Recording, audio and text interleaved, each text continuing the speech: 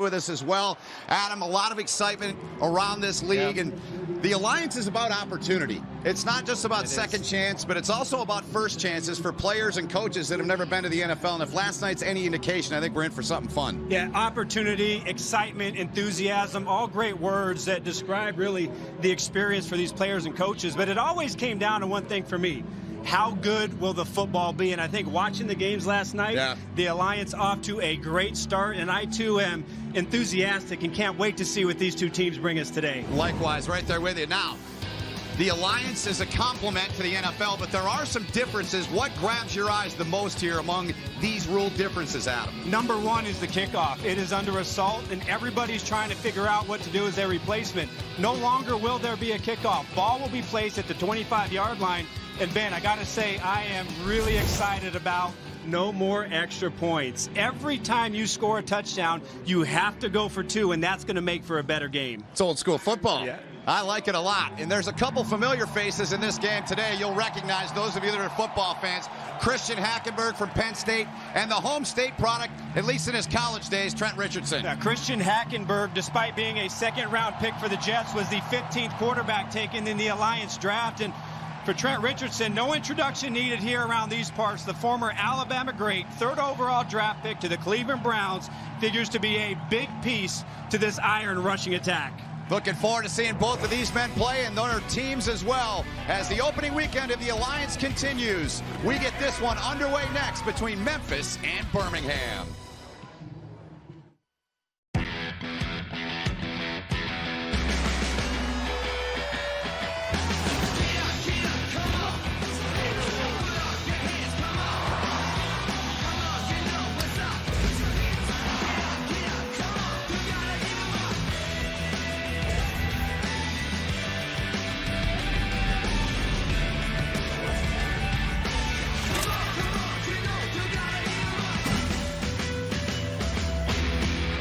This is a special report for people who want the facts about reverse mortgages without the hype. You've seen a lot of commercials telling you how you can turn the equity in your home into tax-free cash. But do you really know if a reverse mortgage loan can help you? Call today. For a limited time only, we'll send you a free special report. There's no obligation, and the call is free. So don't delay. Call 1-800-418-2734. That's 1-800-418-2734. What is the future? The future's golf. Literally. I just booked a 10:30 tee time and invited all you folks via golf book to come golf with me. First three to confirm are in. Who's in? Jonesy's in. Oh, Sarah's in. Woo! It's getting physical, folks. And little Ricky's in. For the rest of you, I don't know. The future's like just not golf. It's the saddest possible thing I can imagine. That's a Fred topic. The crowd is so loud you can't hear them anymore. A cowboy's safety is provided by a few good men. His fistful of rope is the only bond between man and beast.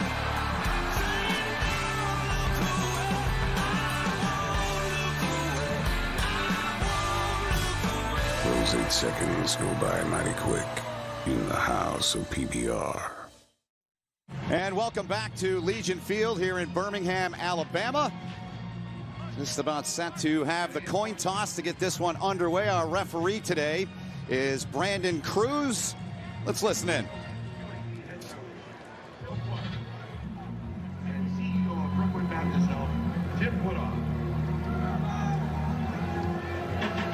So you want me to just...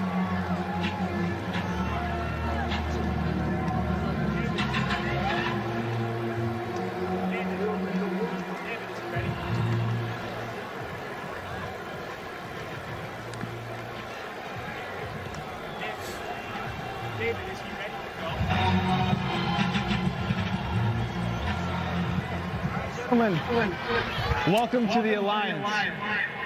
Memphis will call the toss. The coin has the Alliance logo and the Birmingham logo. Which side would you like? Alliance. The call is the Alliance logo. It is the Alliance logo. Memphis has won the toss and will take the football. Which goal would you like to defend? Memphis will put the ball in play. 1st and 10 from the 25-yard line. Have a great game. So there's the coin toss and the particulars on that. Mayor of Birmingham making his way out. Randall Woodfin. A lot of excitement. Good turnout here at Legion Field for this one as well. Let's get down to the third member of our broadcast team, John Schriffen with Mike Singletary. Well, Ben, thank you so much, Coach. After months of preparation, here we are. Opening game for the Memphis Express. What are you looking forward to the most tonight? You know what? I just really want to see our guys come out and play. They've worked so hard. The coaches have been coaching, and just want to see them get out there and exemplify everything that they've learned. There's so many unknowns about this game, especially the other team, Birmingham Iron. You don't have much tape on them. What concerns you the most about that team? Well, really, it's not a concern for them. It's really a concern for us. Just making sure that we do the things that we've been coached to do, and everything else will take care of itself. Should be a fun one. Good luck, Coach. Thank you very much. Ben? All right, thank you, John. There's Christian Hackenberg. We'll get the start for Memphis. And the two teams will come on. And as we touched on at the top of the show, no kickoff. So ball placement at the 25, Arch. Ball placement at the 25. I think watching the game last night, it was striking how much faster it was. Yes. You know, no more, there were many less dead spots in play. And I think it's a radical departure to football purists like myself. I think it's always kind of fun for that opening kickoff to kind of kick things off. But this is a different thing, and I think it might be a good change for the game. So the Birmingham Iron, you get a look from our sky cam. They're in the black jerseys. And Memphis in the white here on the road. Christian Hackenberg under center. From the 25, first play in the franchise history of these two teams. Zach Stacy with it. Good pickup of about 5 for Stacy there to open the game. And let's get a closer look at him, at Christian Hackenberg and some of the particulars on him. What a career he had at Penn State. Well, I think when he came out in the NFL draft, he was a very polarizing prospect. Some people said that he really had what it takes to go to the next level, but other people said that he wasn't even a draftable quarterback. I think the number one thing that he's been able to work on with all the reps here in camp is his mechanics. If he can straighten up his mechanics, he'll be a much more accurate passer. See what he does here on 2nd and 5. Checks off over the middle. First down is caught and out to the 40, across the 40-yard line. It is a first down. Brandon Barnes, the catch in the first down. Lineups on the top of our I-bar. Did you say to me yesterday, 81%, I believe, was the number of players in this league have played some time in the National Football League, correct? That's the stat that jumps out. I think there's no question that there is some talent here on the field. And a lot of these guys just need some more reps, need some more seasoning. And we're going to use the word opportunity quite a bit here in this game. Yeah, we are. This is Zach Stacy looking for an opportunity to get back to the NFL, as he was taken down by Max Redfield there. And let's take a look now at the defensive alignment for Birmingham. Who stands out the most from what you've seen on their defense? Well, I think it's kind of hard because there isn't much to go by. And I think that's the challenge for both of these football teams with so little tape and nothing to go. There's a lot of unknowns in this game, and they don't quite know what to expect. Anthony Manzo-Lewis gets the carry there. Out near midfield, Mike Singletary, the first ballot Hall of Famer. He told us the other day that he was close to getting out of football. He was coaching a high school team. He was excited for this opportunity. 3rd and 3. Hey, 5-0. Monday. Hey, stick. Set. Ready. Listen. Great access here in the alliance. The quarterbacks are both right. They take a shot, incomplete. 4th down coming up. As Hackenberg cannot connect there, Matthew Wells applied the pressure. Well, you can see right away the offensive coordinator for the Express, David Lee, going with a tempo attack, not getting in a huddle, everybody getting up to the line of scrimmage. They tried to spread the ball out, but a beautifully well-timed blitz by the inside linebacker, Matthew Wells, gets a shot on Hackenberg and forces the punt. He does force the punt, and on to punt is Brad Wing, the lefty out of Australia. Quan Bray back, a very good return man in his college days. Fair catch at the 15-yard line. And we'll see Birmingham in their offense for the first time. They'll take the field in a scoreless game.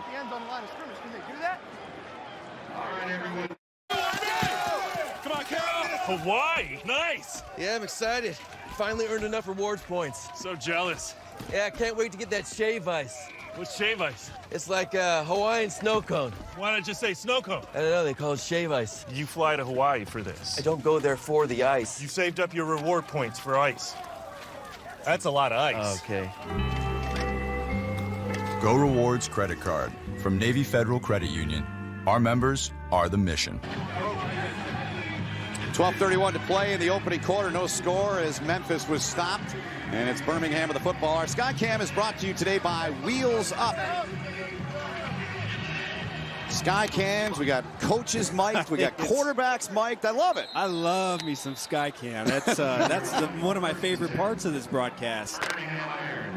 So Luis Perez, what a story this young man is. We'll get into it as we go along in the broadcast, but didn't even play high school football at the varsity level. Was a wide receiver as a freshman, a very confident young man. Was in training camp for the Los Angeles Rams. What a play there to get the first down by Braden Bowman. A pickup of 16. Well, Los Angeles Rams fans might recognize this play. This is a Sean McVay special. Braden Bowman, the tight end, lines up on a wing to the left side, goes behind the line of scrimmage, bootleg pass, and then shows that great athletic ability out on the edge, hurdling for the first down. Steve Logan was very high on Bowman, talking with him last night on the ground. Here goes the young man that starred at Alabama, Trent Richardson, with a carry right up the gut. And Arch, let's get a closer look at Luis Perez. Well, I got to tell you, for a guy that didn't play high school, was really a better bowler than he was a football player, loved his presence. If he won anything, it was the production meetings. Very meticulous, very confident, and I think this guy, if it resembles anything on the field, I think he's got a bright future here for the Alliance. Yeah, he mentioned winning a championship. That's what their goal was, and it should be. Julius Wormsley jumped. Good job, KK. Good job, baby. 11. Neutral zone infraction. Defense, number 92, jumped into the neutral zone, causing a reaction by the offense. 5-yard penalty, results in a first down. Wormsley played his college ball at Tulane. Also attended West Point in their prep school for 1 year in his younger days. Set. 28. 28. Head up. Perez taking a shot.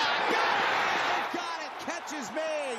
Quentin Patton, huge gain for Birmingham to move the sticks. A gain of 43 yards, Arch. Watch the top of the route, Quentin Patton, and he gets that great separation. We talked to the offensive coordinator, Steve Logan, and he said this offense needs explosive plays. That is the one thing that we haven't had this year so far. Where are those going to come from? And great timing by the quarterback, Perez, to launch that ball right out of the break and beautifully on target for an explosive play. Yeah, and Logan said he was with him, with Patton in San Francisco.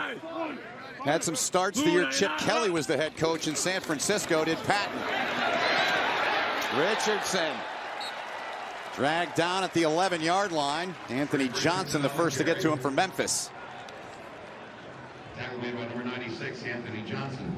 Well, what we're seeing right now from the Iron offense is a lot of misdirection, a lot of play-action passing, and really mixing in that zone running for Trent Richardson. And so far, I've got to say, this is a very crisp opening drive, and they've got to be extremely excited here for Tim Lewis's offense. Yeah, right there with you. They have been crisp from the 11-yard line. On 2nd and 5. Perez looking into the end zone. Nearly a one-handed grab, but incomplete as he looked for Quan Bray, the former Auburn Tiger. Perez pass intended for Bray. Good play out there for the right quarterback, Channing Stribling, who was in great trail position on Quan Bray. Quan Bray, if you remember, he's got some great speed. He was a great threat at Auburn. Yep. Did a nice job for the Colts as a primary kick returner, but I think when you look at this offense, they've got some guys that can run and that can really stretch the field. 3rd down and 5 for the Iron.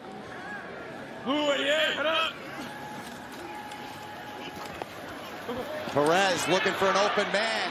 Perez firing, and that one's incomplete as well. A lot of traffic in that area as he was trying to get it in there for Aba Etowawu, and incomplete on the 3rd down play. Brings up 4th and 5. Tarpley broke up the pass. Mike Singletary has to be really pleased. I mean, at times in that drive, his defense was on the ropes, and they gave up an explosive play. But to be able to compose themselves, to collect themselves, and as the Iron were marching right around that 10-yard line, to be able to stand tough and force a field goal attempt, I think is a win for Mike Singletary's defense. So Nick Novak, 10 years in the National Football League on, and Novak is true, and the Birmingham Iron have their first points in franchise history. There's their head coach, Tim Lewis. 9:44 to go in the opening quarter. Birmingham 3, Memphis nothing.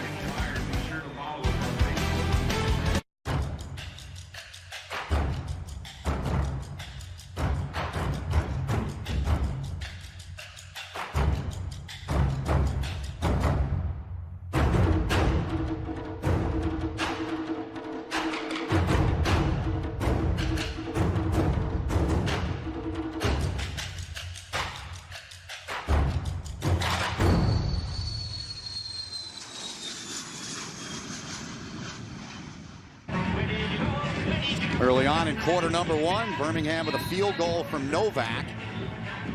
7 plays, 74 yards, 29-yard field goal, and 2:47. Who are we keeping an eye on here? We're taking a closer look at these two guys. Well, Fabian Guerrera, the slot receiver for the Express, had a tremendous preseason game last week, making plays all over the field. And Jack Tocho, who is a ball hawk, spent some time with the Minnesota Vikings in preseason, not only can play the ball in the air, but really an exceptional hitter and a guy that should be very active here. Keep our eyes on those young men. 1st and 10 for Hackenberg, and he puts it into the breadbasket of Zach Stacy, and Stacy a 9-yard pickup. Good way to start the drive. Trevon Reed, the tackle for Birmingham. Well, Zach Stacy is another interesting story. He had an exceptional rookie year, 5th-round draft pick for the then St. Louis Rams in 2013. But he had that devastating ankle injury and really hasn't been able to play since. But he definitely has some talent. He did a great job breaking tackles. On the ground once again, 1st down run completed. And they get it done. Anthony Manzo Lewis with the carry. And there's Tim Lewis. We visited with him last night and his staff. His brother Will is the general manager of the Memphis Express. So they probably got a little friendly wager going on.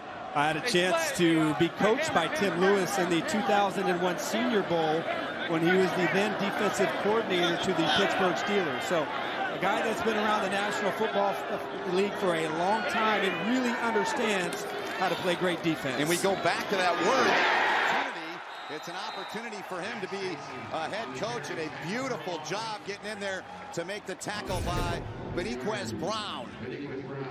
That's the one guy when we talked to the defensive coordinator, Rick Minter, and also Tim Lewis, that they thought right now had the talent to be on an NFL roster and was the leader of the defense. And that's what you want to look for in these linebackers. Who can press the line of scrimmage? Who can get penetration and make those plays in the backfield? Excellent play. Here's Hackenberg to the air.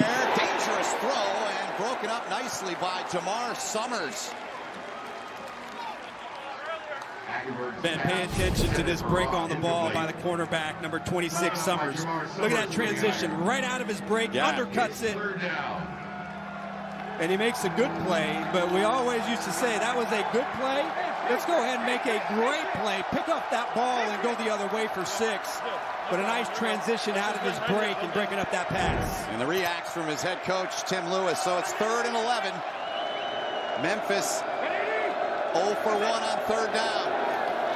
Hackenberg under pressure, stumbles and goes down over the 35. So good work by Birmingham getting in there and putting the pressure on him. And it was Jonathan Massaquoi, the product of Troy, making the play out of him. Right off of Hackenberg's left side. This is a blitz. And Massaquoi just completely beats the left tackle, Anthony Morris, inside. Really a nice job by Massaquoi, who had a pretty good resume as an outside pass rusher, to get to the inside, force Hackenberg to get upfield, and make the big play for a key stop. Here's Bray, fields it at the 11. Breaks a tackle. Big time block, and Bray with a decent run back there. Gonna get out near the 20-yard line. Shahid Salman forced him out of bounds.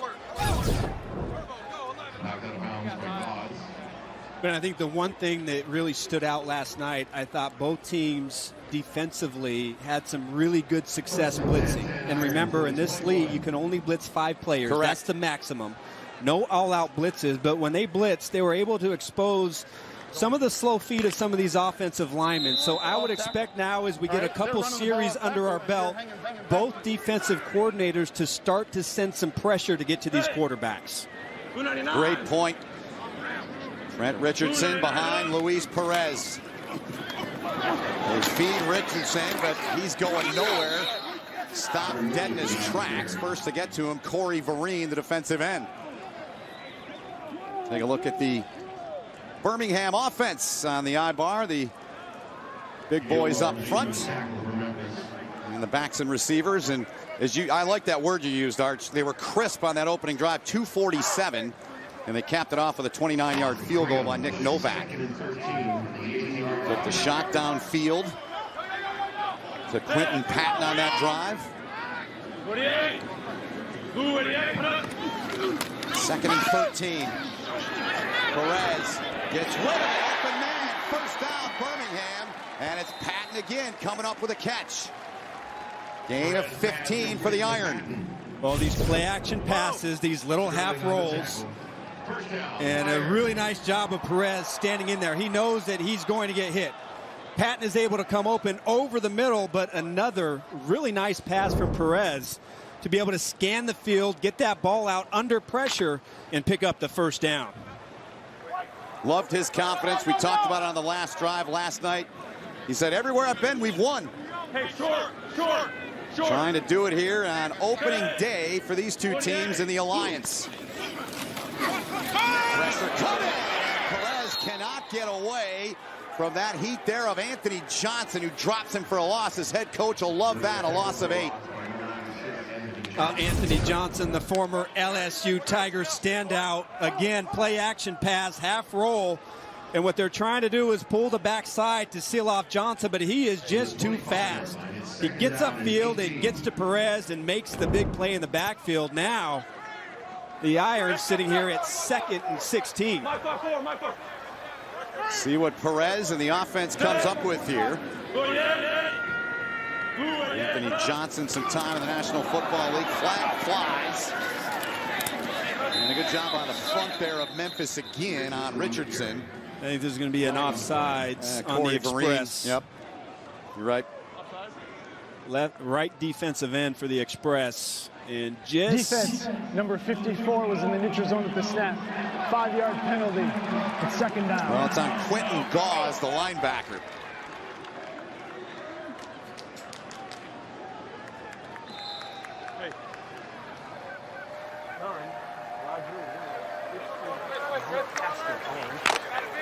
From the 30-yard line. Soft-spoken Perez that time.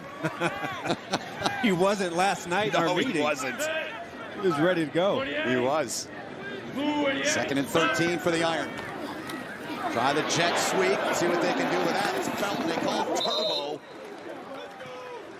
Because of his speed, Terrell Bonds made the stop. And let's get a closer look at that Memphis defense as we see that off our I-bar on the bottom of your screen. The starters.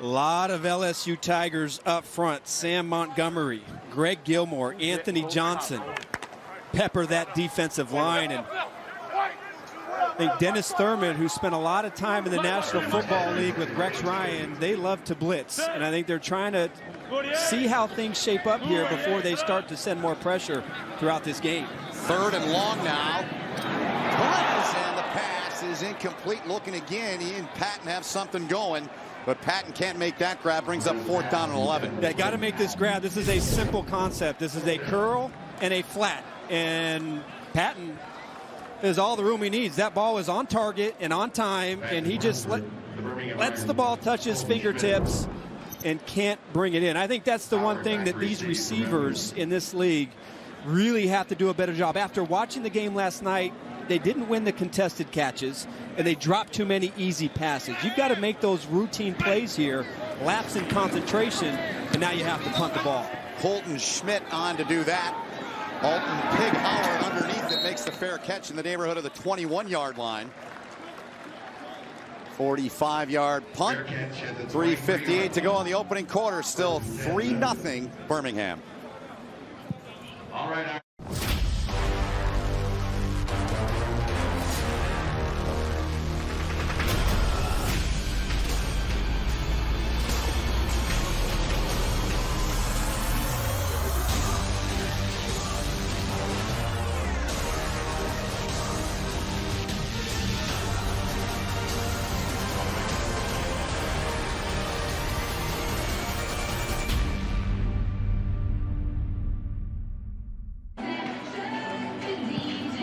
3:58 to play in the opening quarter. The only point so far, a 29-yard field goal by Nick Novak for Birmingham. So Christian Hackenberg brings the offense on for the 3rd time here already.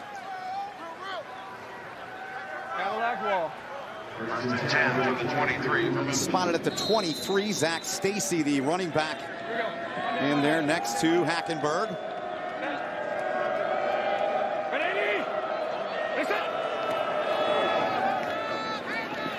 Fake it to him, and Hackenberg keeps it. About a 4-yard pickup there right up the gut. Jeremy Falk on the stop. In the scrimmage they played against Salt Lake, Hackenberg 9 out of 15 for 128 yards and a touchdown. He was 6 of 6 on the opening drive, but so far today, not much yet. Gun, Monday. Set. Ready? Set. This is Zach Stacy stringing it around the right side. Going to set up a 3rd and short for the Express. Ben, I think when you go back and we talk a little bit of Christian Hackenberg, and after spending some time talking to his offensive coordinator, David Lee, they really went to work on his mechanics. They felt like he had an overly long, extended delivery, and they really harped on it. And they really felt like with better mechanics, he'd be able to be more of an accurate thrower. And that's where I think a league like this is extremely beneficial, to get all those reps and be able to work on those mechanics under live competition. No question about it. 3rd and 1. And they go right up the middle. That's old school smash mouth football right there. And they get the job done. Manzo Lewis, a 7-yard pickup. I remember that play from my old high school wishbone offense, straight fullback dive. How about Anthony Manzo Lewis using that power to pick up the 1st down? Here we go, Monday. Yes, sir. You good? Monday, set. Terrence McGee, the running back. You get a great listen in there to Christian Hackenberg. Hackenberg looking to throw it, taking a shot. And incomplete, no flags on it. Good clean play there, and they can't come up with that long pass. They were looking for K'Wan Ross. Covered by Summers. Yeah, Summers was all over that. I think they tried to fool him on a double move, but he was playing off coverage, zone coverage, and read the eyes of Hackenberg the entire way. Summers played his college ball at Connecticut. 2nd and 10 upcoming. Hackenberg just 1 of 4 for 10 yards. Here we go. Terrence McGee, the running back, in now. Set. Ready? Set.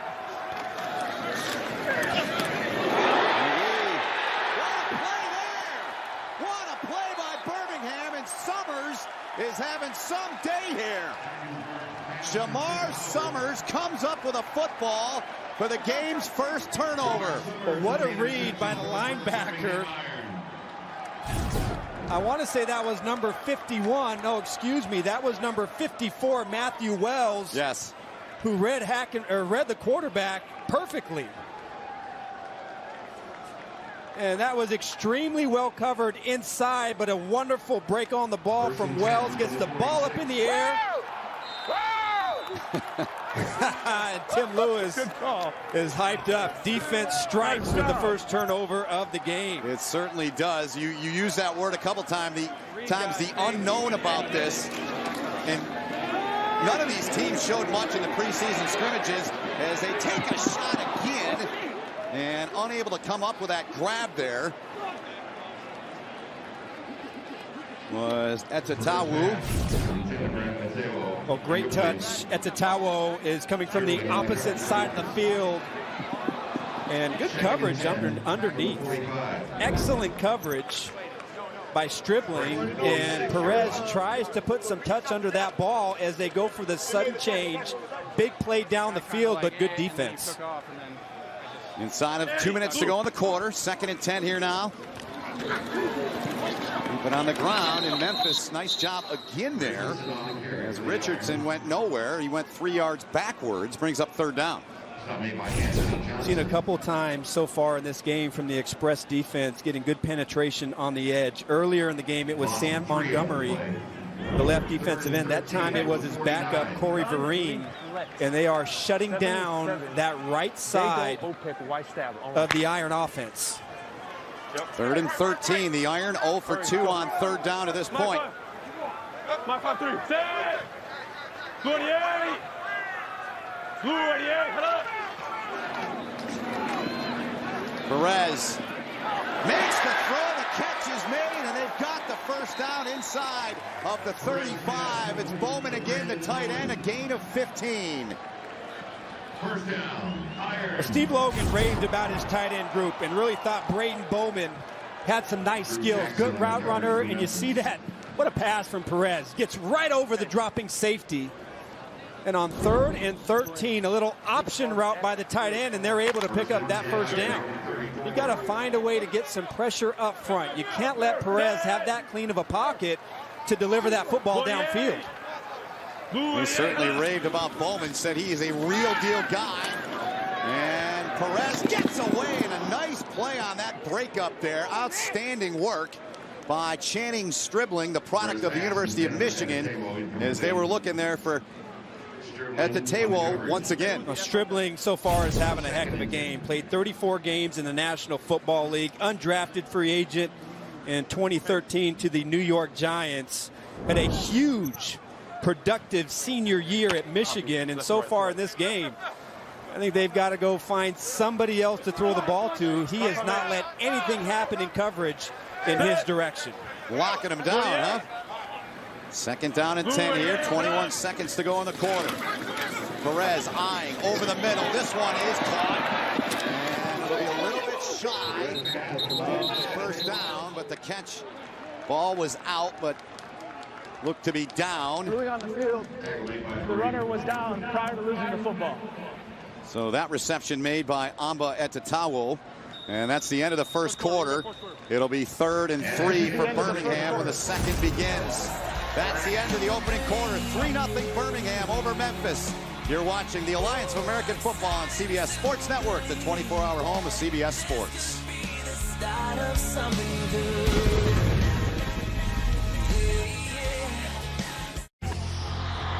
Expectations are sky high.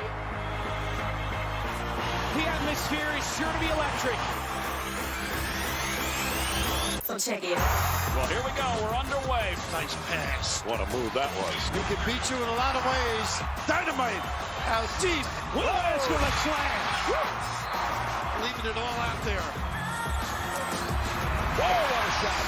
That's great college basketball. Yeah.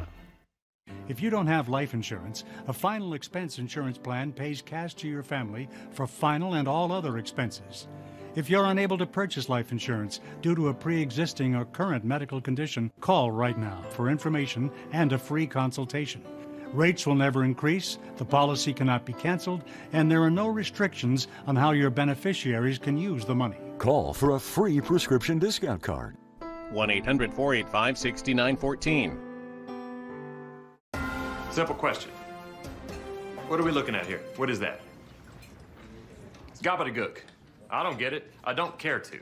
However, what's this? Is that a little sunshine? Golf ball? A brew dog? Don't mind if I do. Boom! Fist bump. Sounds like a pretty good day to me. How'd we get here? Golf book. Super easy. Click.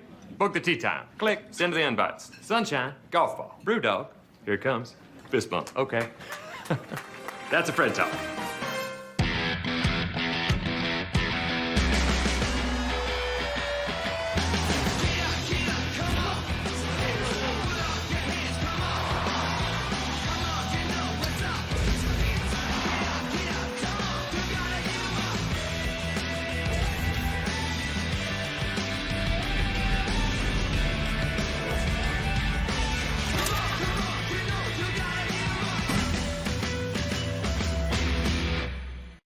Back here in Birmingham, Alabama, Legion Field, the Alliance opening weekend. Birmingham Iron on top of the Memphis Express 3-0 with Adam Archuleta. My name is Ben Holt. Third member of our broadcast team, John Schriffen, down on the field. Well, Ben, thank you so much. I'm here with linebacker Benitez, Brown, and Benitez. What was the game plan heading in today? Because you guys have been very disruptive already, getting to quarterback Christian Hackenberg.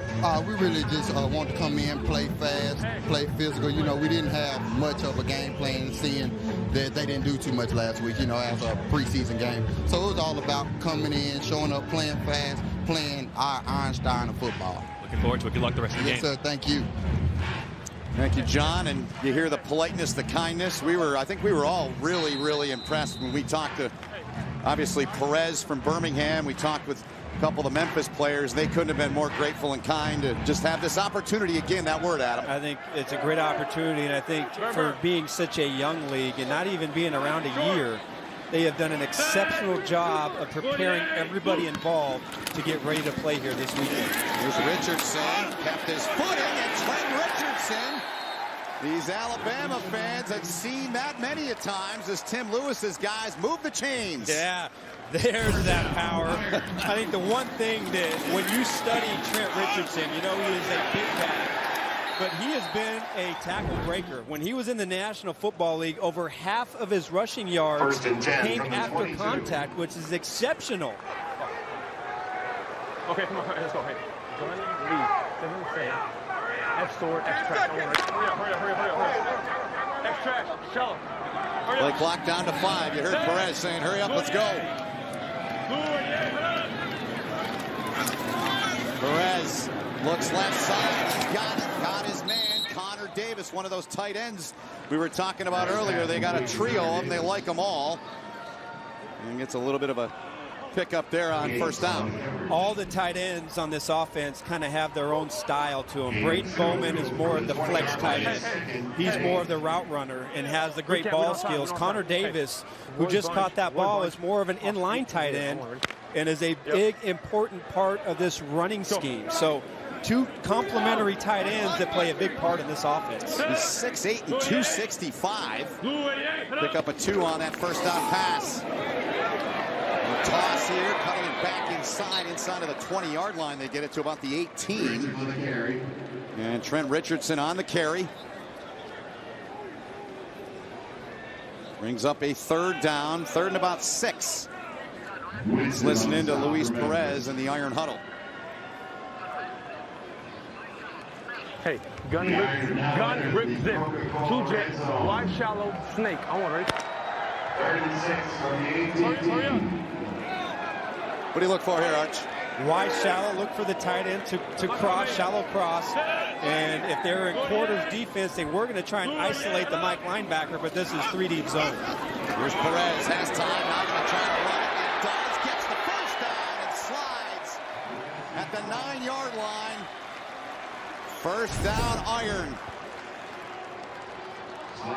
Good pocket awareness right here for Perez. Everything covered downfield, and he sees that open void at the linebacker level.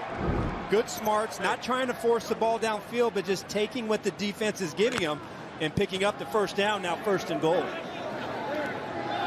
See the play selection, 4 runs, 5 passes for 37 and 440 and counting on this drive.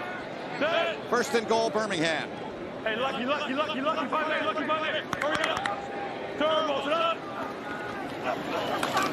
Perez under pressure and took a heavy shot in the backfield. They converged on him in a hurry. Winston and Wormsley getting in there, a loss of 3. Really is, and that's what you call great team defense up front. All defensive linemen working together, waiting for Perez to step inside the pocket and then get on top of him quickly. So 2nd and goal upcoming now from the 12-yard line. 48. Blue 88, head up. Not much doing there. That front's been solid for Memphis. They're solid once again there. And not much doing there for Ladarius Perkins. First carry of the game. Well, once again, we saw this on their first drive of the game where they drove down the field, and right about that 10-yard line is when the Memphis defense started to tighten up. So here they are again, 3rd and goal. And for the second time in this game, in this scoring position, unable to move the ball. So 3rd and goal from the 10. Hurry up. Yeah. 48. 48, head up. Just got that awaited. Perez swings it out to Perkins. Hadn't lost it, but he never made the catch. Never had control of it. And it was Kater who was over there to get up and break it up. Good reaction outside. And again, when the lanes get constricted, when the field gets constricted, so far now twice in this game, the Memphis defense really doing a nice job in their zone coverage and getting depth, not allowing anything to get behind them and forcing Perez to dump the ball off shallow and again forcing the field goal attempt. Well, Novak was good from 29 his first attempt, this one from 28. And he's true on that one, so 6-0 Birmingham. A pair of Nick Novak field goals for Tim Lewis and the Birmingham Irons, who are on top, 6-0. This land is your land, this land is my land, from California to the New York Island, from the Redwood Forest to the Gulf Stream waters. This land was made for you and me. Early stages of the second quarter here, opening weekend of the Alliance. Birmingham on top 6-0 over Memphis. It is opening weekend and the Alliance is launching Touchdown for Team Rubicon. For every touchdown scored in every game this month, the Alliance will donate $1,000 to Team Rubicon, a veteran-led nonprofit that helps communities recover after a natural disaster. Find out more and join the effort at aaf.com/donate. Radar. Monday. Set. Ready? Set. Memphis on the 25. It's Neal with a carry, his first carry of the game, Arch. Any thoughts so far on no kickoff, Ben? Any observations? What are your thoughts? I'm not. Look, the Kickers Union won't like it, but I'm not missing it. I don't know. I'm a football purist, but it makes the game go faster, and I think that's a plus. The pace of play is striking here, not only last night, but watching it here live. I think it's a good change. It's a NASCAR-like pace. We are in Alabama, not far from Talladega. That one's incomplete on 2nd and 5 there from Hackenberg. And I also think, it's only 5 seconds, but going to a 35-second clock. And it's not 35 seconds from when the official spots the ball. Correct. It's 35 seconds from the end of the play. Yeah. So it's almost 15 seconds faster in between plays than what we're seeing from the National Football League. And I think so far it's worked. I'm with you on that, Arch. 3rd and 5.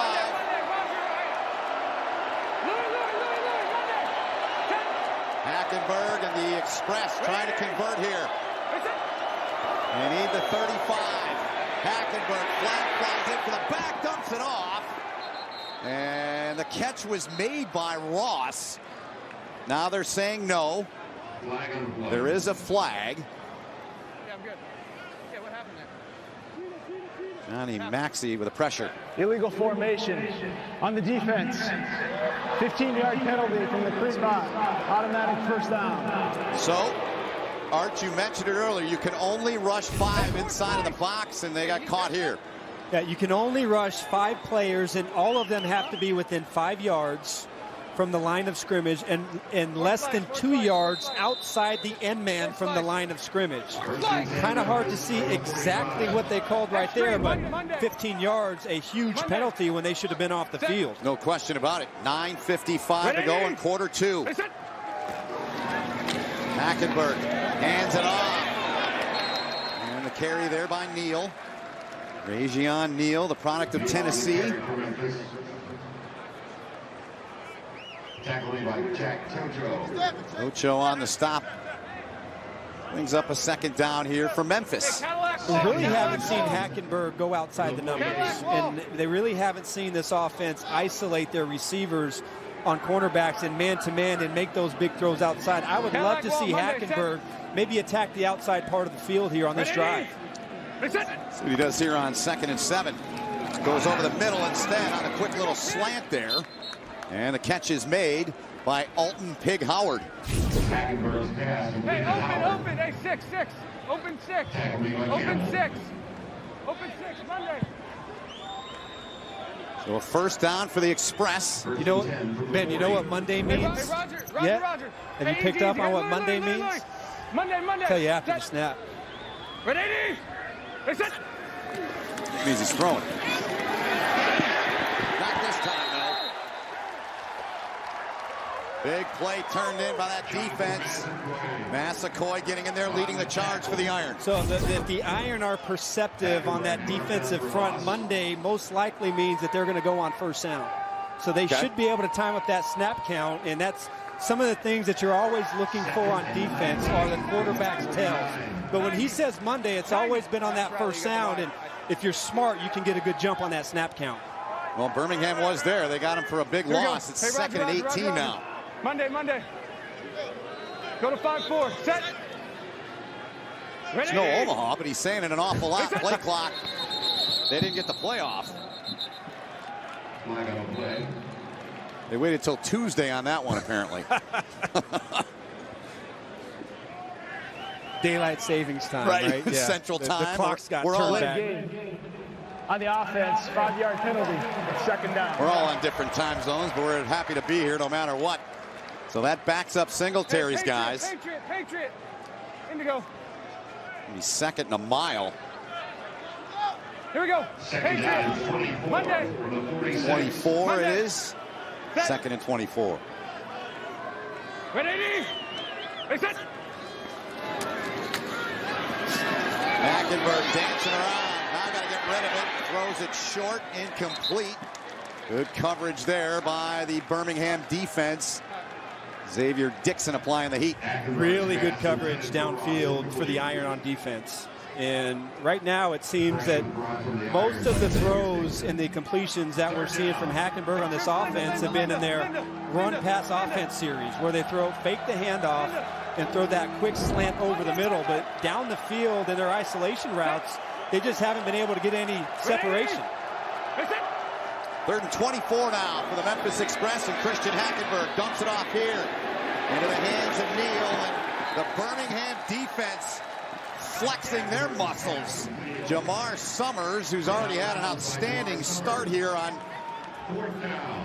the opening weekend for the Iron, coming up to play there. Yeah, both cornerbacks. Jamar Summers has been extremely active so far today, as has been Channing Stribling for the Express on defense. And I really like what the Iron are doing on defense. They are playing smothering coverage on the back end, and there's simply nowhere for Hackenberg to go. I would have to say they've got to start to work this running game a little bit and start to massage the defense. Yeah. Wing on to punt. Juan Bray. Dangerous weapon back there. Good job by the coverage team for Memphis. And they take him back for a big loss. Terrell Bonds making the play in there. 6:53 to go in the second quarter. 6-0 Birmingham on top. For the first time in the history of pro sports, here's the app as fast as every player in the game. The Alliance app delivers revolutionary technology, real-time play-by-play gaming, instant interactivity. Truly a game changer. Get the Alliance app today. Live predictive gaming at full speed. Call the plays. Unprecedented and at your fingertips. Available in the App Store and Google Play today. Is this beautiful $5 pitcher from Buffalo Wild Wings half full or half empty? Well, that depends, really. Are you from New England? Come in this weekend for $5 select pitchers at Buffalo Wild Wings. Birmingham with the football again. Luis Perez, product of the San Diego area, Chula Vista, California. Trent Richardson lined up to his left.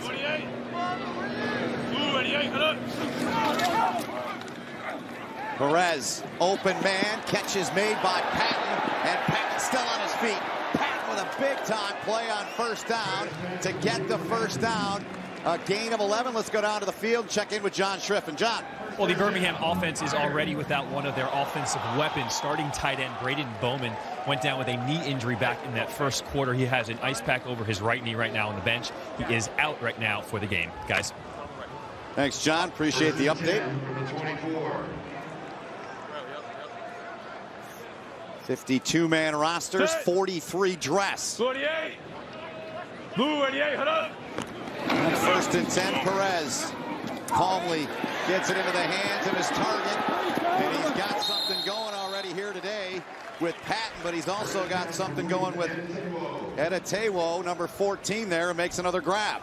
Yeah, coming into this game, I thought that Edetewo was going to be a guy to watch. He is a late addition here for the Iron and Camp, but he's got some great speed. You see how smooth he is with the ball in his hands, and again, for an offense that's been looking for explosive plays, I would figure that he's got to be a guy you have to watch down the field as this game goes on. 8 of 14 is Perez so far today. Richardson with a carry, and Richardson gets the first down. Davis told me to stop. Yeah, and to add to what you're saying, I mean, these teams haven't had a lot of time together to work together. It was very interesting last night. Yeah. Listening to Tim Lewis talk about his timeline here in Birmingham, and I mean, they put it together quick. Well, think about it. You usually, on an NFL team, you have off-season workouts, you have OTAs, you have mini camps, you have training camps. These players have been together for about 30 days, right? And they've had to do everything and install everything in 30 days, not to mention get into football shape. So I got to say that they have done an excellent job across the board in getting ready to play this game. No doubt about it. Perez taking a shot, blowing it up.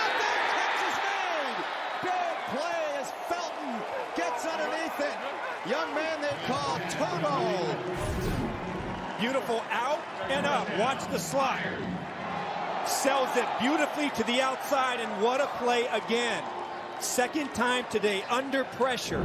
Luis Perez floating that ball up there and gets the ball down the field. Excellent play and great execution between quarterback and slot receiver. Calling it a 36-yard pickup. Birmingham has been great on first down. Their average gain is 8 yards. Perez, and too high there, looking at Trent Richardson, trying to swing it to him out of the backfield. He had a lot of real estate, did Richardson, but just too high on the pass from Perez. Ball just kind of sails on Perez that time, and we talked about in 2 previous drives, this football team offensively has done a really nice job until they get to the 10-yard line. So I would expect the offensive coordinator, Steve Logan, to maybe take some shots around this part of the field and try and get the ball in there where there's more space for their wide receivers to operate. Let's see what they do here on 2nd and 10. Perez. Richardson broke 1 tackle. And they're going to give him progress to the 29-yard line. It's going to bring up 3rd down. 3rd and about 7. Stop made by Drew Jackson, number 53. Take a listen in here to Luis Perez in that Birmingham huddle. Gun Lindy, 3 jet, Toro, shout. I want ready. Sounds good, Buster. No, Lindy. 3rd and 7 from the 29-yard line. 3 jet. Hurry up, let's go. My 5-3. Set. 3rd and 7 for Luis Perez. Takes a shot, got rid of it, and incomplete. Incomplete. Patton said yes. The officials say no. The Birmingham fans voicing their displeasure. It's an incomplete pass. It's 4th down. Corey Vereen applied the pressure. What do you think, Arch? Let's see it. No. And ball hits the ground. Yep. Good effort. Good one-handed effort. But that play was made by the defensive front of the Express. A beautifully executed game on the left side, and they get pressure up the middle and right in the face of Perez. So Novak, he's been a busy guy here today. His 3rd field goal attempt. He's 2 for 2. Opened the game with a 29-yarder, then a 28-yarder. Here he is from 47. Good snap, good hold. And Novak, 10 years he spent in the NFL with a number of teams. And Nick Novak, 9, Memphis nothing. Matches the uniform number as well. So Tim Lewis and the Birmingham Iron here on opening day, a 9-0 lead. Oh, they're trying to take kickers out of the game, but they don't want to die. No kickoffs. You got to go for 2. You still have field goals, and there's still punts here in the Alliance. And Nick Novak said, "You can't get it. You can't get rid of me."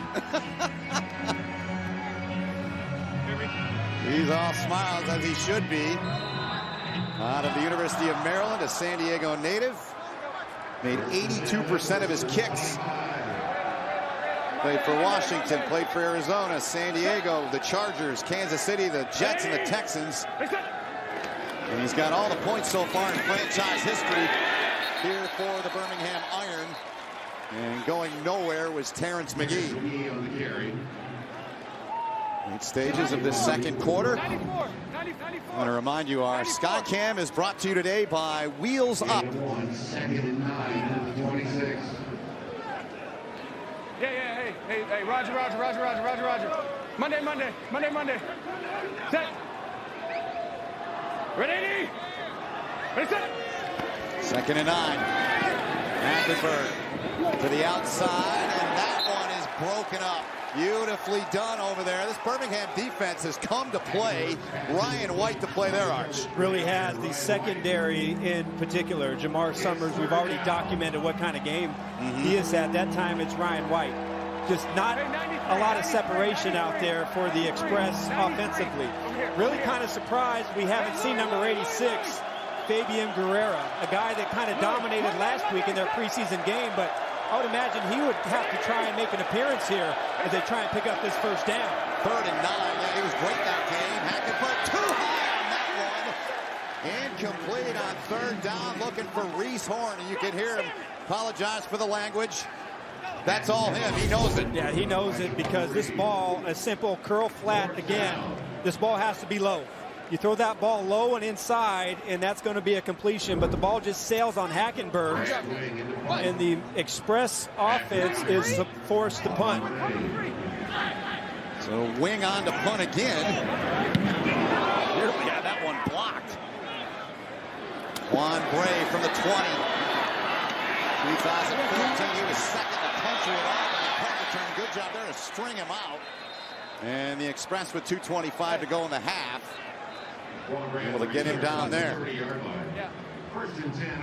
Coming up on the Alliance All Access Halftime Show, you can join Alex Flanagan, Rod Woodson, Sean O'Hara, and Cynthia Freeland as they get you caught up on everything Alliance related. Plus, Sarge and I will have first half highlights, stats, and a whole lot more. It's coming up on the Alliance All Access Halftime Report. Huh? On the Friday? Hope you're enjoying the broadcast so far. 94 looks good. What are you talking about? On the corner. Okay. Adam Archuleta and John Schriffen. My name is Ben Holden. All of our great crew here in Birmingham at Legion Field. Perez into the hands of his back with Darius Perkins. Good pickup again on first down. Marcus Gates the tackle. We talked about Trent Richardson being the focal point of this offense, and that was Ladarius Perkins, who is more of a third down back. He is excellent out of the backfield and has a long history of being able to catch passes out the flat. Nice job of it there. Good throw from Perez, unable to come up with that grab there. As he looked for Felton once again. 2-minute warning, 3rd and 1 upcoming when we come back. Birmingham on top of Memphis, 9-0. We're family. We'd do anything for each other. But this time, those bonds were definitely tested. Frog leg for my baby brother. Don't frogs have, like, 2 legs? So they should have 2 of these. Since I'm active duty and she's family, I was able to set my sister up with a sweet membership from Navy Federal. If you hold it closer, it looks bigger. Eat your food. My big sis likes to make tiny food, and I'm okay with that. Navy Federal Credit Union. Our members are the mission. Let's go, man. Let's go. Let's go. The 2-minute warning has been reached. Minute 56 to go as we look around the Alliance. Saturday's headlines. Garrett Gilbert looked really good in that game last night, Arch. He really did. I think most of the, look, this league is about everybody, but I think everybody wants to see the quarterbacks. How good these quarterbacks play largely is going to be the quality of this league. I mean, I think that's what the league is built around, especially when you talk to one of the co-founders, the great Bill Polian. Developing quarterbacks, their mechanics, their accuracy, and developing the offensive linemen are 2 of the major priorities for the Alliance. Indeed, and you saw San Antonio solid defensively last night as well in their win at the Alamo Dome. 3rd and a yard. Iron 3 of 7 converting, and Perez keeps it, calls his own number. Make it 4 of 8. I like what Perez said. I liked a lot of what he said last night. One of the things that stood out to me, he said 96 guys get to play quarterback in the NFL. I want to be one of those guys. Sure. Very sharp, confident young man. And to put together a drive here late in the 2nd quarter. As the catch was made by Ladarius Perkins, stop made by DeMarcus Gates. So now as time winds down here in the 2nd quarter, a great opportunity for Perez to execute the 2-minute drill. 1 minute, 15 seconds left, plenty of time. Took a shot, got rid of it, and nearly reeled in there. Was it caught? No, they come in and say it hit the ground. It's 3rd down. Oh, I don't know. Did he? What do you think, Adam? I mean, it looked as if the left arm might have been under it. I think that's worth a challenge. Yeah. And worth an extra look. I got to believe that. Timeout and a half for Birmingham. 30-second timeout. Birmingham took the timeout. Based on early replay angles, I think there's a possibility that Patton caught this football. Yeah, he's pointing at that left forearm, and I believe it's a great possibility that the ball landed on the left forearm and did not touch the ground.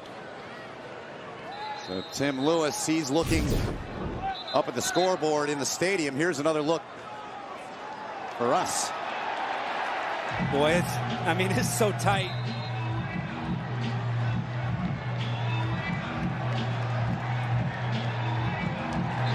I mean, there is a chance that the ball simultaneously touched the ground as it hit the forearm. Tim Lewis has thrown the challenge flag. Yeah, but I think that angle right there, you're going to see the nose of the football hits the ground simultaneously as it hits his arm. So I think this play is going to stand as an incomplete pass. So one of the things the Alliance is offering, and you'll see here, you will hear our replay official, Mark Butterworth, look back at this. Can't tell if the hand's underneath it. The point of the ball hits the ground when it comes down right there. It's Under not 2 minutes, under there is control. no challenge. It's the ground.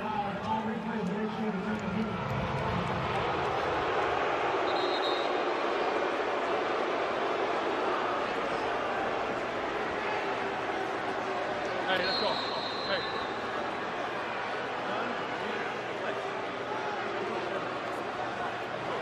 So to me, Ben, the ball hits the ground simultaneously, and so I think that's a good call. Play stands as an incomplete pass. Under 2, of course, and has come from the booth, so the challenge does no good. Incomplete, the play stands. Perez gets rid of it, caught by Perkins, who's seen a lot of time here. Another flag comes in the neighborhood of the 42-yard line with 58 seconds remaining. Could be a block in the back by one of the Express wide receivers.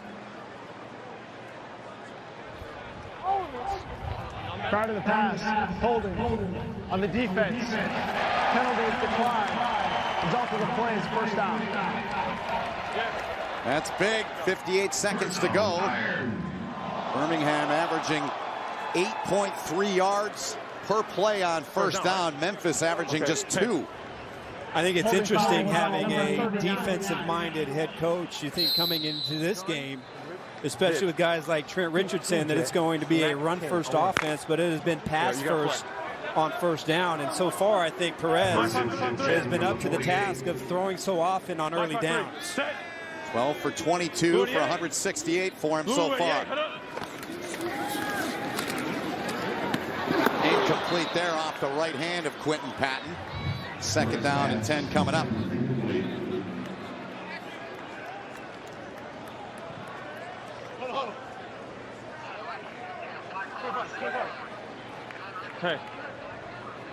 Hey, gun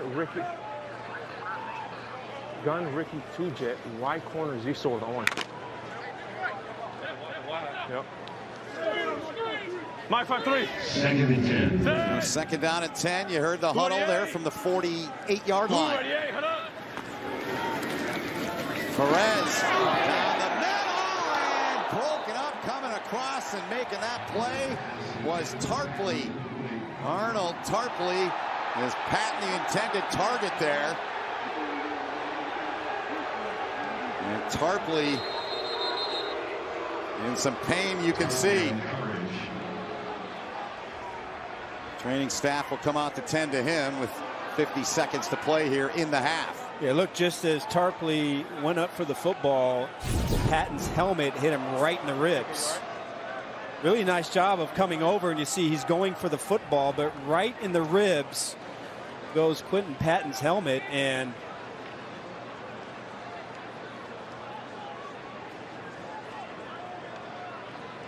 after the fact, Patton not happy about that. Jackson saying, look, man, I'm sorry. As they continue to tend to Tarpley, college ball at Vanderbilt.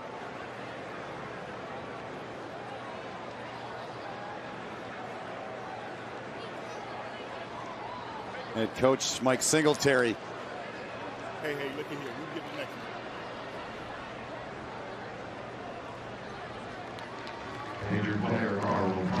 Good to see him up. Sure you've been in that situation before, Arch. In a play like that? A few times. Usually, though, I'm going right through the wide receiver. There's not much jumping for balls, part of my game. You know, I was kind of a one-trick pony, if you know what I mean. I know what you mean. Here's a look back.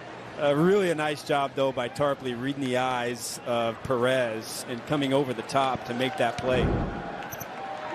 You think, I wonder who Perez, I wonder who his favorite target is. What do you think, Ben? A little Quinton Patton? If I was playing defense here for the Express, I would make sure I know where number 11 is, because so far in this game, he's been thrown at 8 times, and he's caught 3 of those balls. 7 throws on the drive so far for Luis Perez. Make it 8. Perkins has got it near side. Little hop step there. Takes it to the 43-yard line where they're going to spot him out. A punt here on 4th down. I don't know. I think that certainly that's a conservative decision, but man, you're on the 42-yard line. You got to have a lot of confidence that this punter is going to be able to drop this ball inside the 20 or inside the 10. I'd have to say I would probably go for it, especially the way your defense has been shutting down the offense of the Express. Schmidt hangs one up high. Their catch called for, and Birmingham is going to pin him inside of the 5. Outstanding work. Jamar Summers, there's that man again, Arch. He's making plays all over the field, does it here on the punt coverage team. So naturally, punting is the wise option right there. Yes. Ben. Yes. Football is so much easier when you know what the outcome of the play is going to be, don't you think? But that's no fair. We got to let it unfold. Oh, okay. There'd be no use for us then, I guess. Exactly. So 34 seconds left. What do you do here? Yeah, I would imagine you're going to see Memphis run this ball right down the middle, get out of dodge, and go into halftime and try and regroup. But you cannot risk something. It's going to be a run play. Yep. Hackenberg gives off right up the gut, as you said. Safe play there to Zach Stacy. Hey, same thing. Hey, hammer. Birmingham will get the ball to begin the second half, leading 9-0 at this point of the game. Hammer. Hey, easy.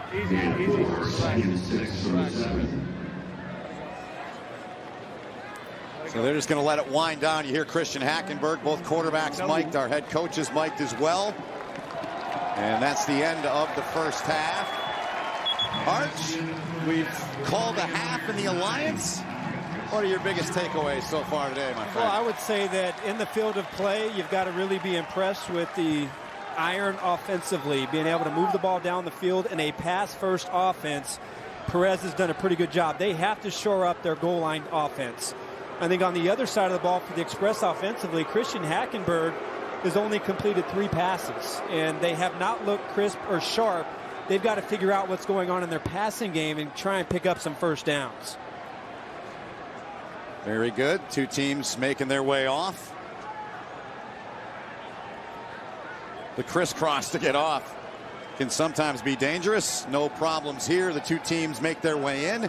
3 field goals by Nick Novak. That's the difference in the game. And John Schriffen now, the head coach of the Iron. Tim Lewis. Schriff. Coach, we've seen your offense be explosive at times, but your drives seem to stall out. How do you finish it with touchdowns instead of field goals? Oh, that's what we're going to address right now. I think the players are playing really hard. The coach is doing a great job. We are moving it between the 20s. We've got to find a way to punch it in.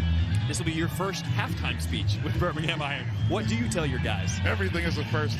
Keep doing what you're doing. I really like where we're at right now. They're playing very hard. They're doing what we're asking them to do. I have no complaints. Coach, good luck in the second half. Thank you, sir. Very good. Birmingham will get the ball to start the second half as well. That's the end of the first half. The Iron, the Birmingham Iron up 9-0. We'll send you the Alliance All Access halftime show after this.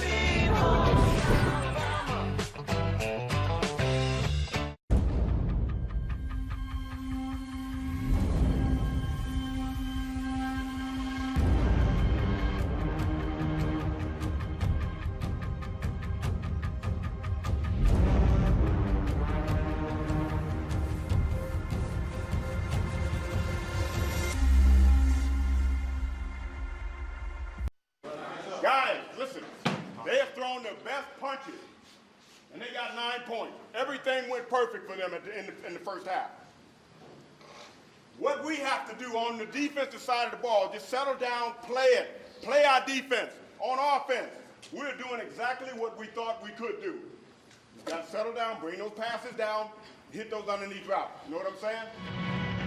All right, inside the Memphis Express locker room, mic'd up was head coach Mike Singletary, and the team's given up 9 points. Welcome up to the booth alongside Adam Archuleta. My name is Ben Holden. John Schriffen with us as well. So what are your thoughts on the first half so far, this one? Well, let's go back to the Iron on offense. Okay. I think the difference in this game for both teams are first down. They've been a passing first offense on first down, averaging almost 8 yards every first down, but for the Express, they're running the ball only averaging about 2.2 yards per carry on first down. So somehow for the Express to get on the track offensively, their first down production has to be much better. No question about it. You heard Mike Singletary say get those passes down, referring to Hackenberg. Quentin Patno's got something going with Luis Perez. He has been the favorite target. He's been thrown at 8 times. He has 3 catches for 68 yards and had some pretty incredible efforts on some one-handed grabs. Now, he has had an exceptional first half, but I think they have to diversify their passing offense here in the second half, get some of their other receivers involved, and maybe start to run the ball a little bit. A little bit, yeah. You see the first half stats there, and what grabs your eyes the most, if anything? Well, I would have suspected that both of these football teams would be farther along in their rushing offense. That has not been the case. I think both teams have to run the ball a little bit better. I think the numbers here, Christian Hackenberg only 3 passing completions of 11 attempts. We all know those numbers have to improve dramatically and start to hit some of those easy throws to extend these drives. All right, that was our QB comparison brought to you today by Navy Federal Credit Union. So third quarter set to begin.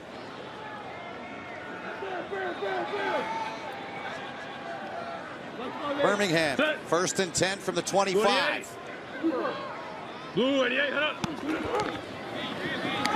Richardson. Davis Toll with a tackle. You know, I got to tell you, we just referenced it, that I thought both of these teams would be better running the football here in this game. And usually the offensive line would be much better in their run blocking skills early in this season, as they would be, or much better than their pass blocking. But both offenses have given up a lot of penetration and allowed the defense to get into that backfield. That's one area where both these teams have to improve on offense. That's a 2 on that first down play. Perez. And almost intercepted. Almost picked off by Memphis. Channing Stribling. We had a couple of big plays in the first half. Couldn't come up with that one, Arch. Good pass protection by number 33, Trent Richardson, and Stribling almost able to make the interception here to start off the third quarter, and that's maybe the 4th time that we've said his name today in coverage. There is Again, a flag down. Sorry, Arch. You might want to test your chances against some of these other corners. 15-yard penalty from the previous spot. Automatic first down. So on a big costly penalty there against Mike Singletary's defense. Stribling going off, and also hobbling off is Amba Edetewo, who they targeted a few times in the first half. It was a legal defense. You can only rush 5. And we've got 1, 2, 3, 4, 5, 6. How about that? That's right. Pretty good at that, right? I was a little confused at first on whether or not I could count properly, but I feel pretty confident about that. Good stuff. Richardson lined up behind Luis Perez. 299. Richardson, they feed him. Finds his way through. They lost the ball, though. Ball came out. And a mad scramble to try and get it. They'll have to unfurl the bodies in there. It came out. DeMarcus Gates, the one that forced the fumble. Trent Richardson.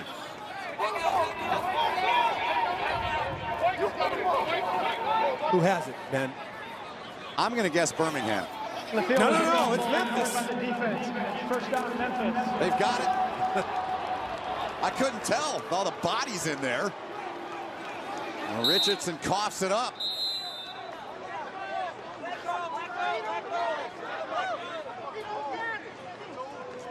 There's the winner. There you go. Jonathan Cook came away with it. We look back.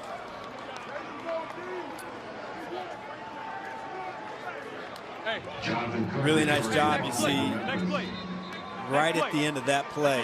Gates got it loose. Gates coming in from behind. And Richardson just drops the ball. That's a great start for Mike Singletary's defense. Now, for the first time, really in this game, Christian Hackenberg and his offense enjoying some really nice field position. Let's see if they can do something with it. Yeah, DeMarcus Gates, weak side backer, coming up with that forced fumble. Zach Stacy with it inside of the 40-yard line, close to the 35. Possibly the best field position they've had in the game, certainly to start with, no doubt about it. Well, the difference between both of these offenses could not be more opposite. Birmingham throwing the ball on first down, and for Memphis, 9 times they've ran the ball on first down. Finally, they pick it up and put them in a good 2nd and 2. Trying to get free, but unable to. Nowhere to go back there. McGee on the carry. Ran off for the iron. Wildcat set there as a direct snap it there to McGee, the LSU product. A really nice job again, good penetration, and there's Jamar Summers We've called his name a couple times in coverage. This time, he is involved in the run support defense and is able to get in the backfield and make that play. Memphis, 1 of 5 on 3rd down. Big one here for Hackenberg. They need 3. Go to the ground game and they pick it up. It's Terrence McGee to move the sticks for the Express. No.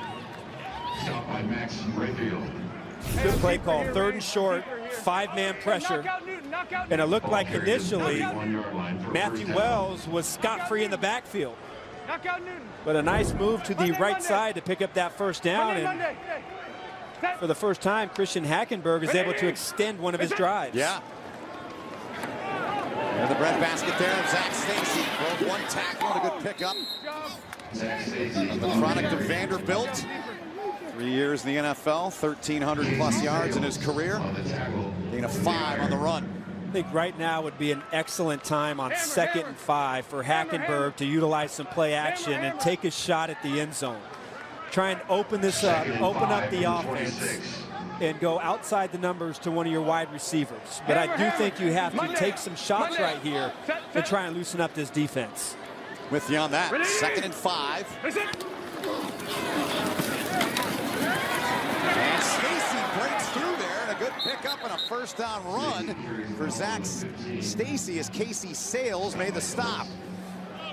But the Express rolling now down to the 15-yard line. Really is a nice patience. We talked about the yards after contact from Trent Richardson, but Zach Stacy has a reputation to be able to break some tackles. Good patience hitting that backside and picking up a 1st down. Wildcat again. This time they give it off to Alton Pig Howard, coming near side with it. You know, one thing that we spoke about with Rick Minter, the defensive coordinator for the Birmingham Iron in their defense, is that he thought, not sure what to expect from this offense, that if Brandon Silvers came into the game, you'd see a lot more Wildcat, you'd see a lot more trick formations, a lot more trick plays. Christian Hackenberg is still the quarterback, but you see a lot more jet sweeps. You see some Wildcat trying to do something to mix things up on offense on early down. We're running again here with McGee. This is the longest drive today so far for Memphis. 23 yards on their opening drive, and this one to this point is 36. And utilizing what we call 21 personnel, 2 backs, running back and fullback, 2 wide receivers and 1 tight end, and just running right downhill and having some good success against the Iron defense. See the play selection. They've run it 6 times on this drive. This will be the 8th play of it. 3rd and 3. Stacy. Defense flexing their muscles. It's going to be 4th and very short. What do you do, Arch? You go for it or kick it? You got to go for this. This is your best, most promising drive of the game, and you've had really nice success running the football on this drive. You're down 9-0, 4th and 1. I think right now you go for this and try and pick up this 1st down. Massaquoi made the stop. They're doing exactly what you said, Arch. They're going for it. Richardson coughed it up. And it gave Memphis the ball. 4th and 1. And Birmingham's defense is exactly what their name is. Iron, they come up with a huge stop.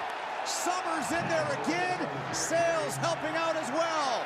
Well, Sales, the initial penetration is where it came from. On the right side of the offensive line, Casey Sales, number 90, just drives right through the right tackle and makes that play in the backfield. Now, I don't love the play call right there. You have your fullback, Anthony Manzo-Lewis. You've got to give that ball to one of your workhorse running backs. Do not love the play call right there from the Express. Casey Sales, the stop, 9-0 Birmingham.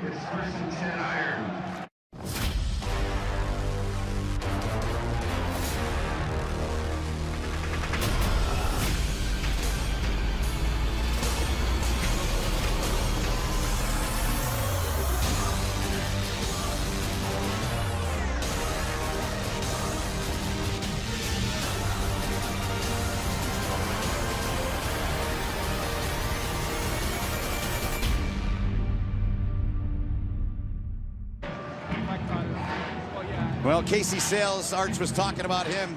They call him the iron for their defense. Let's listen to the head coach of Birmingham, Tim Lewis, and his sounds so far today. Hey, nice drive. Hey, nice drive. Nice job. Hey, that was open left. It's a slot set. You need to have a corner over here. Yes! That's what I'm talking about. Playmakers. Good stuff. Good work by our tape room and our audio folks. As Perkins in there to start this possession here in this drive for Birmingham. Richardson putting it on the turf last time, but a good stop there by Andrew Jackson, who they love. Product of Lakeland, Florida, Western Kentucky. Spent some time in the league. Sixth rounder of the Colts in 2014.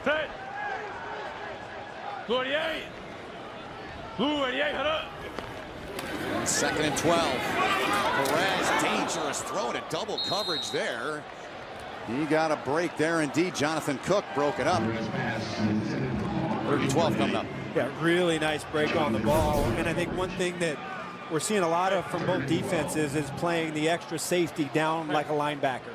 And so what that means is that you should have some opportunities on the outside and one-on-one coverage. Now the question is, can these wide receivers, can they beat these cornerbacks? And can the quarterbacks get the ball out on time and throw the ball outside the numbers? But when you bring a safety up inside, if you can't attack outside the numbers, it's going to be hard to move the football. See if they look the pattern we just showed you there, and Perez just throws it into the ground, had nothing.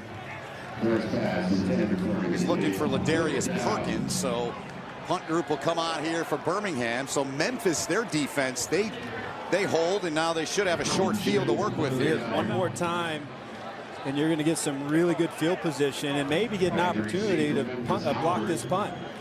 Right at the 6-yard line, you should have a shorter distance to the punter and have an opportunity to try and get one.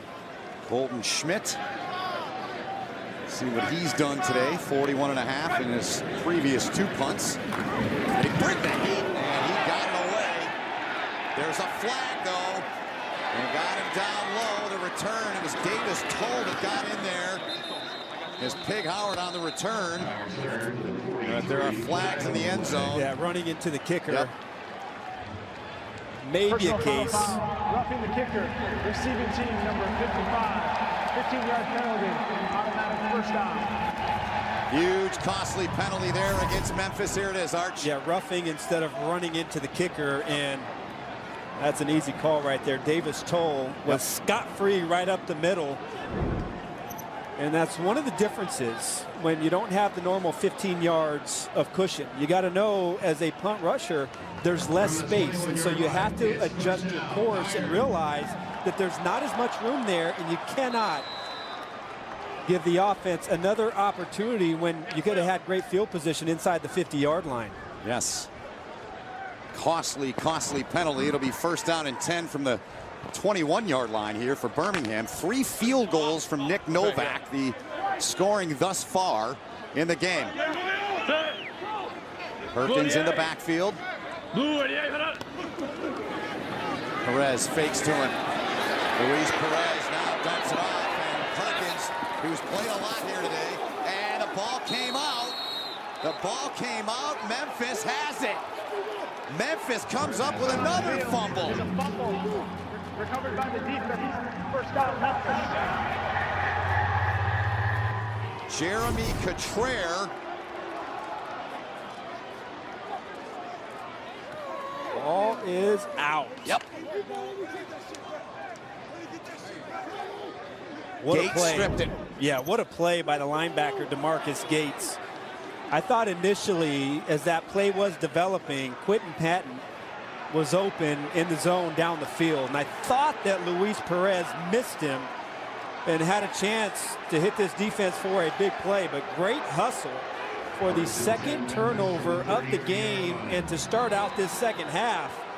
And now you start right at the 30-yard line. You got to take advantage of it. Second forced fumble by Memphis. Can they cash in on this one?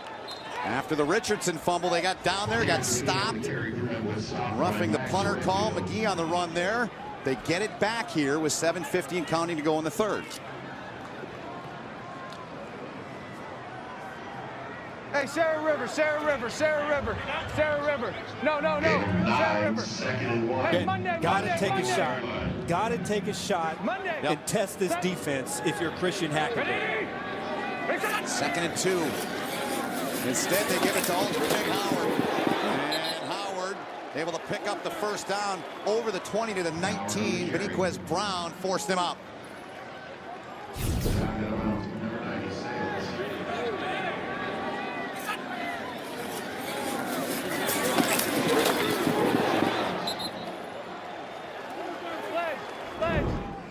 First down, Memphis has chosen to use the running game, and here they are again. Looks like 21 personnel, 1 running back, 1 fullback, 1 tight end. This has been a running set, but love to see some play action. Neal's the deep back. Birmingham defense coming up big again. Massaquoi with another big play. Well, penetration on the edge has been working all night. Number 57 gets off of the block, and that's just too easy. This has been a predictable offense here on first down, a run-heavy offense on first down, and they have done a pretty good job here in the second half. But again, I think you got to mix it up a little bit and throw some passes there on first down and loosen up this defense. 2nd and 14 now for Hackenberg.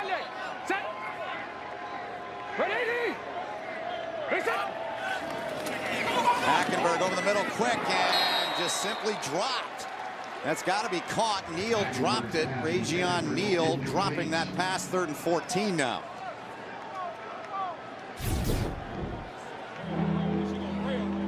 Yeah. Too many drops, that's pretty easy. You catch that ball and you're looking at still maybe 3rd and 8, 3rd and 9. But because of that negative play on first down, 3rd and 14 when you're sitting inside the 25-yard line is tough to pick up. So expect all the receivers to go deep and probably look for Hackenberg to check this down to one of his running backs. Memphis 2 of 7 on 3rd down. Hackenberg down the middle. Oh, knocked into the air and incomplete.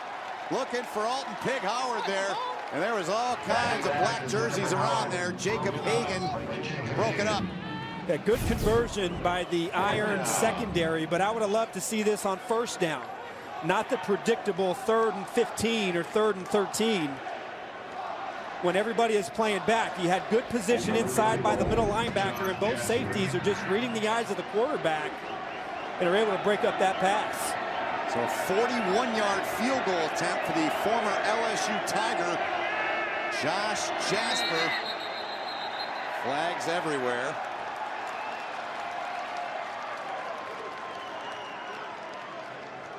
Ball start, offense, number 76, 5-yard penalty.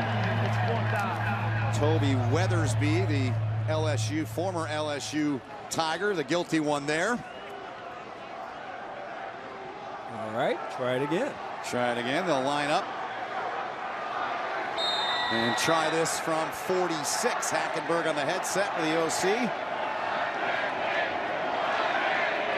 46-yard attempt. Memphis looking for their first points in their first ever game in the Alliance. And they're not going to get it here as that kick goes well left.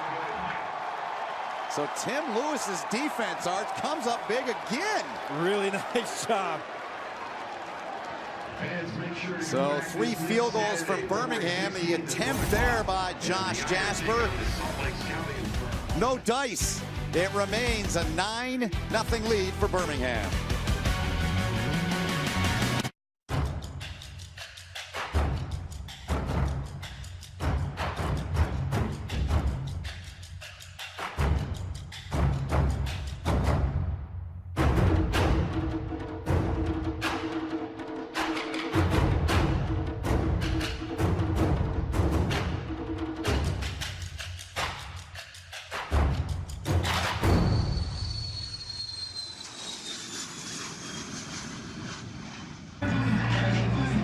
So Josh Jasper had a chance, the hometown product from Memphis, Tennessee, but could not get the field goal to go from 46. I want to remind you, our Skycam is brought to you today by Wheels Up. Great to have you with us with Adam Archuleta, John Schriff, and all of our crew. My name is Ben Holden. Opening weekend of the Alliance. 9-0 lead for Birmingham. So last drive they put Perkins in, Arch, after Richardson fumbled. Richardson's back in now as the running back.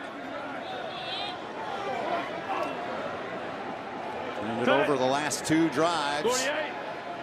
Each back fumbling. Perez over the middle.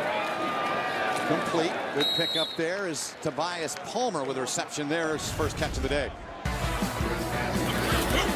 Well, really nice start to Mike Singletary's football team in the second half, forcing 2 fumbles inside the 50-yard line, but with 2 great drives with great starting field position, still sitting there with 0 points. So the defense really doing their job coming out after halftime, but the offense really struggling to find itself and find their identity here in this game.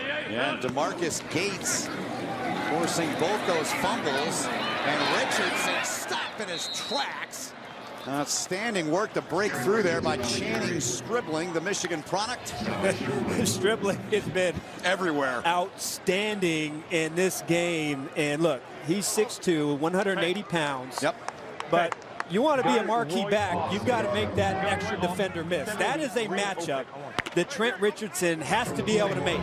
When it's one-on-one with the defensive back on the edge, you got to run him over or make him miss. But that was a great tackle on the outside by Stribling. 3rd and 5. They bring Perkins back in next to Luis Perez. Perez trying to convert this thing. The throw, the catch, and they're going to be short. They needed the 46 to the 45. Perkins the grab, and Stribling on the tackle. Tim Lewis, I think right now you've got to punt this ball. I know it's extremely tempting to go for this, but hey, your defense is playing pretty well, and you're in your own territory with a 9-point lead with an offense that hasn't been able to score points on you. So punting the ball here is the right decision. Might be a boring decision, Ben. I know you're not liking it, but I'd like to see him go for it. Yeah, this isn't Madden football, all right? This is real football that. Here's Schmidt. No penalty here. High punt. And they get down there and down it. Took a perfect bounce. And they pin him inside of the 5. Jacob Hagan down there. And Schmidt does the job. 3:46 to go in the 3rd. Beautiful punt. And a 9-0 Birmingham lead. For the first time in the history of pro sports, here's the app as fast as every player in the game. The Alliance app delivers revolutionary technology, real-time play-by-play gaming, instant interactivity, truly a game changer. Get the Alliance app today. Live predictive gaming at full speed. Call the plays. Unprecedented and at your fingertips. Available in the App Store and Google Play today. We're family. We'd do anything for each other. But this time, those bonds were definitely tested. Frog leg for my baby brother. Don't frogs have, like, 2 legs? So they should have 2 of these. Since I'm active duty and she's family, I was able to set my sister up with a sweet membership from Navy Federal. If you hold it closer, it looks bigger. Eat your food. My big sis likes to make tiny food, and I'm okay with that. Navy Federal Credit Union. Our members are the mission. So after a 49-yard punt by Colton Schmidt, they spot it down at the 6, and that's where Hackenberg and Memphis will start this drive.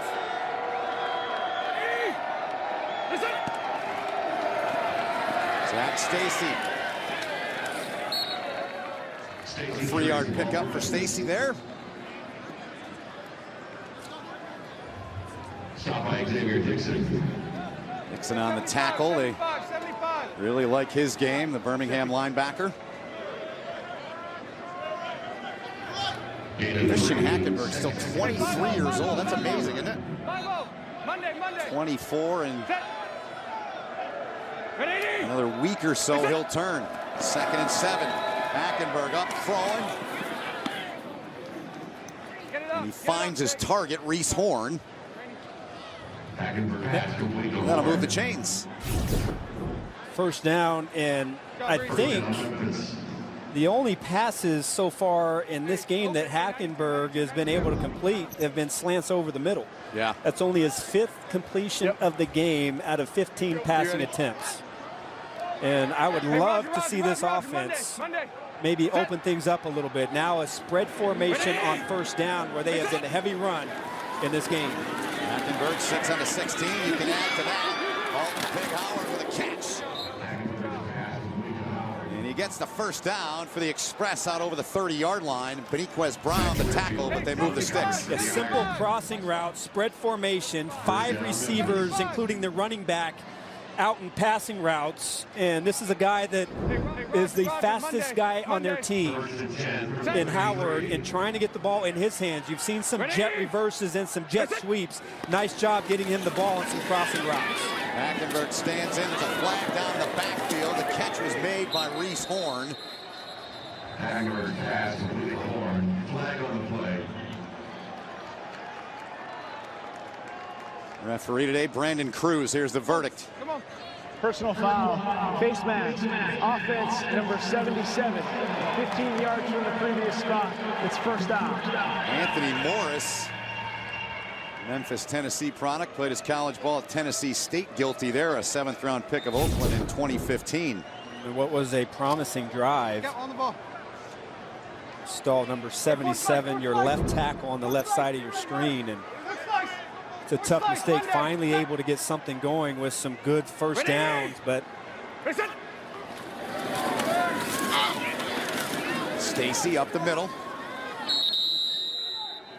Short pick up there. Coming up on 90 seconds to play in the 3rd quarter. These games move. They sure do. Opening weekend of the Alliance, our first of 10 regular season games. Sundays at 4 on CBS Sports Network. Monday. Set. Ready? Listen. Christian Hackenberg dumps it off. Grab made. Adrian Robinson, one of their tight ends. Going to bring up 3rd down. One of the things that I'm really impressed with when looking at Tim Lewis's defense is how the secondary has really kept everything in front of them. And you see all the plays and every pass that Hackenberg has been able to execute has either been a quick slant or a dump off to one of the running backs, and they haven't let anything get deep. They have not. Here they come, 3rd and long, and they get the job done again. Does the defense of Birmingham. Jack Tocho there with a pressure there on Hackenberg. Really nice job. Pay attention right here. Faking like he's dropping out in coverage and then blitzing up inside. Intentional grounding. Offense, number 14. The pocket threw the ball into an area with no receiver. Penalty is 10 yards from the previous spot. A loss of down. It's 4th down. That came in late, that flag. Yeah, really nice job by the safety, Jack Tocho, who faked like he was zone dropping. And then as soon as the offensive linemen shifted their eyes, he's able to blitz right up the middle. Hackenberg sees it too late, tries to get the ball to your hand, and you see there are 0 white jerseys in the area right there for Hackenberg to get the ball to. There too, right? Where'd my back go? On what? On that. Dolphin. On the punt is Wing.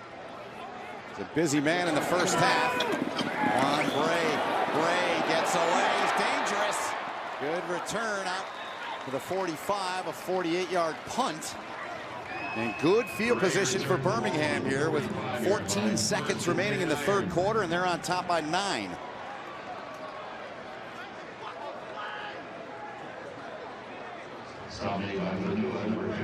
Luis Perez, the offense back out there as Tim Lewis looks on. You know, watching this offense in Perez, they had some good success moving the ball in that first half, and I thought it was with a lot of condensed formation. Their 2 tight end sets where they had some movement and some crossing patterns. They've gone a little bit more to some spread looks in a traditional drop back spread passing game, and they haven't been as effective. So I would imagine now if you're Steve Logan, the offensive coordinator, going back to some of those movement passes, some of those bootleg passes to try and get the offense going here. in this as we start the fourth quarter. Yep, 14 seconds remaining here in the third. Perez took a shot, got rid of it though. Grab is made. And he got rid of that one to Palmer. Good pickup by Tobias Palmer. Corey Vereen, though, with a big-time pressure.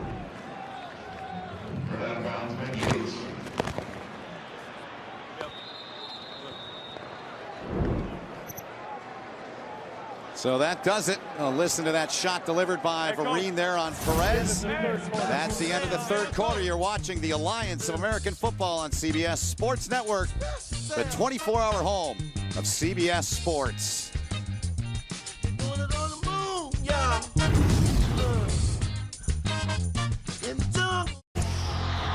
Expectations are sky high. The atmosphere is sure to be electric. So check it. Well, here we go. We're underway. Nice pass. What a move that was. He can beat you in a lot of ways. Dynamite. Out deep. Whoa, it's going to slam. Leaving it all out there. Whoa, what a shot. That's great college basketball. Do you use catheters? Are you using the catheter that's really best for you? Oh, yeah. For years, I'd been using one kind of catheter, and I never knew that there were other really great catheters available until Liberator sent me samples to try. If I had not tried the samples from Liberator, I might never have found the perfect catheter for me. Liberator Medical sent me a catheter that was easier for me to use right out of the package. Now that I've found the best catheter for me, it's made my life much easier. My catheters were completely paid for, not a dime out of my pocket. There are so many innovative catheters. Get the best catheter for you. Call Liberator Medical. Get your free catheter sample pack. Call 1-800-625-3335. That's 1-800-625-3335.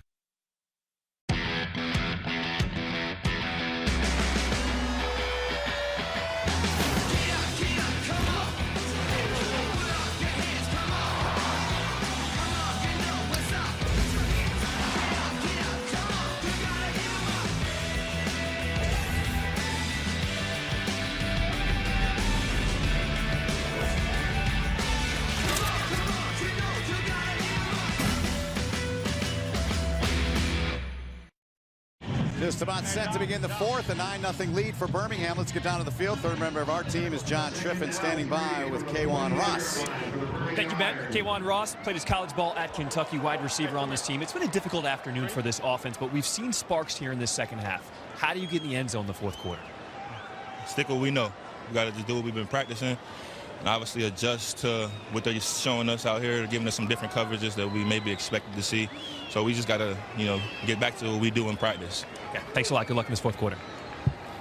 All right, so his thoughts. Mike Singletary looking on. What are your thoughts as we set to begin the fourth here, Arch? You got to open up this passing game.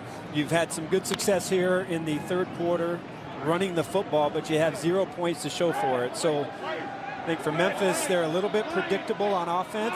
They've got to be able to open it up and throw to their outside receivers to get back in this game. All right, here goes Perez in the Birmingham Iron offense. They take a shot. Perez throws it out there, and a beautiful play.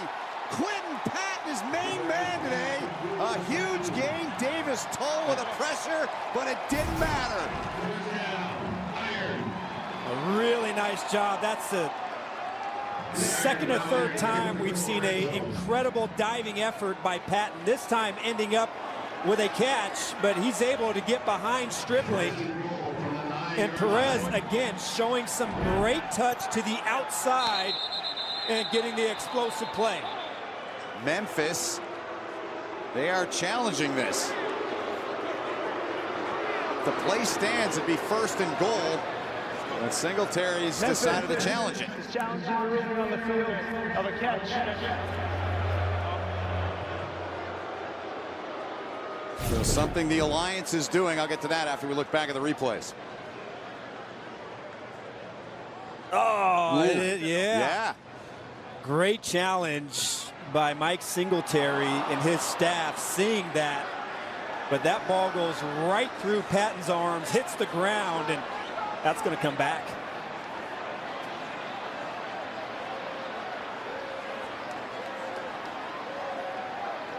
Let's go. Low end zone. Yeah, that'd be great. Hey, are you there? We're watching from the open. Keep it high. Thank you. G. Hey, let's go. All right. Hey, Brandon. Hey. Yeah, I'm here. Hey, Brandon, we're looking at a bunch of different angles. The ball's moving, but we can't tell if the ball's hitting the ground or not. The call's going to have to stand. It looks like his arm's underneath it when it's coming down. We're losing everything on it. Everybody down here thinks it's an incomplete pass. It's kind of interesting, but if you don't have obvious evidence. The angles I have, do we have anything else? We can't. Brandon, we're going to have to go to the call. I'm losing. You going with stands? We're going to go with stands. Okay? You're going with stands? We're going to go with stands. Right. Call stands. We can't tell. We already moved everything. What yard line? I don't know why What? we moved it. We're at the what 10. Yard line? The catch is at 9 yard line? 9 yard line. Clock's 9 yard good. line? Wind the First clock. and goal? Yep. All right. Yes, sir. Mark Butterworth, our replay official, saying he couldn't see enough. Here's the word. After reviewing the play, ruling on the field of a catch stands as called. It'll be first down. So the reaction from the Birmingham fans here, and Patton yelling, little air guitar.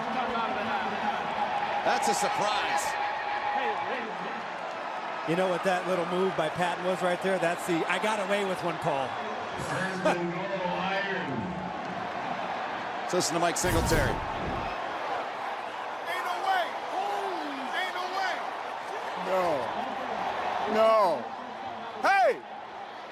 You see that? I feel you, Mr. Singletary. Yeah.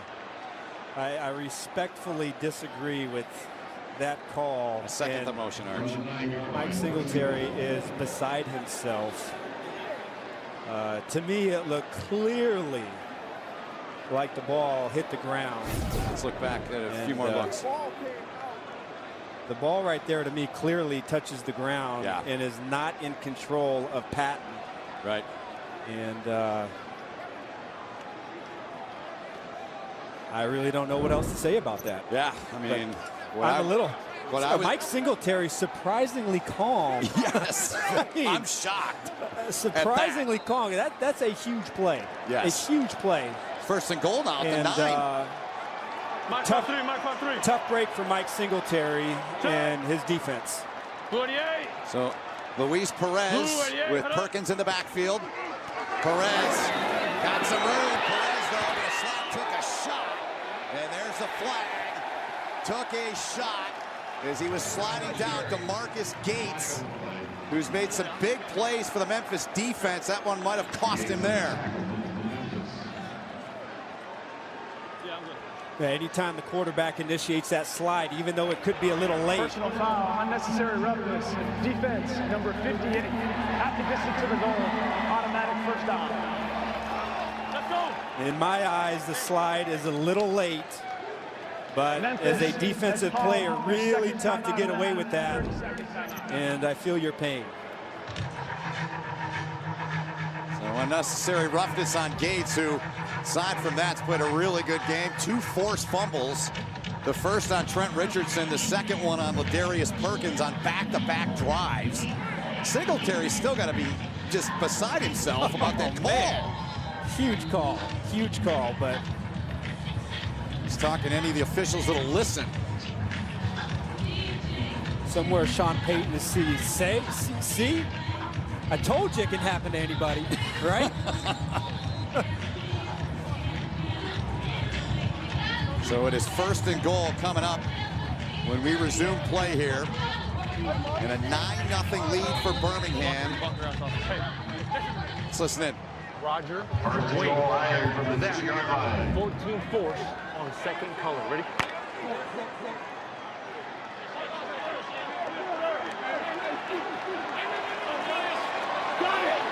Richardson, the deep back. Short. First and goal for the Iron. 48. Richardson gets stopped. Andrew Jackson bursting through there and making a big play for the Memphis defense. Really is a great play from Andrew Jackson. Right up the middle, untouched, diagnoses it, and gets to Richardson before he can make his move. Tell the guys to hold. This is the game right here. Hold. Get the ball. Hold. He's got a point. He does. And Singletary raved about Andrew Jackson. Just loves everything about him, his mentality, everything about him. That was a huge play. Second goal coming here, Arch. Well, Singletary's defense has done a nice job in the red zone. Richardson take it in! Touchdown!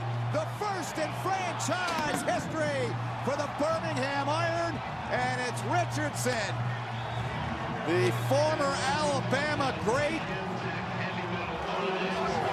taking it in for the touchdown, and Birmingham's up 15-0. The two-point conversion attempt upcoming. There is a flag down.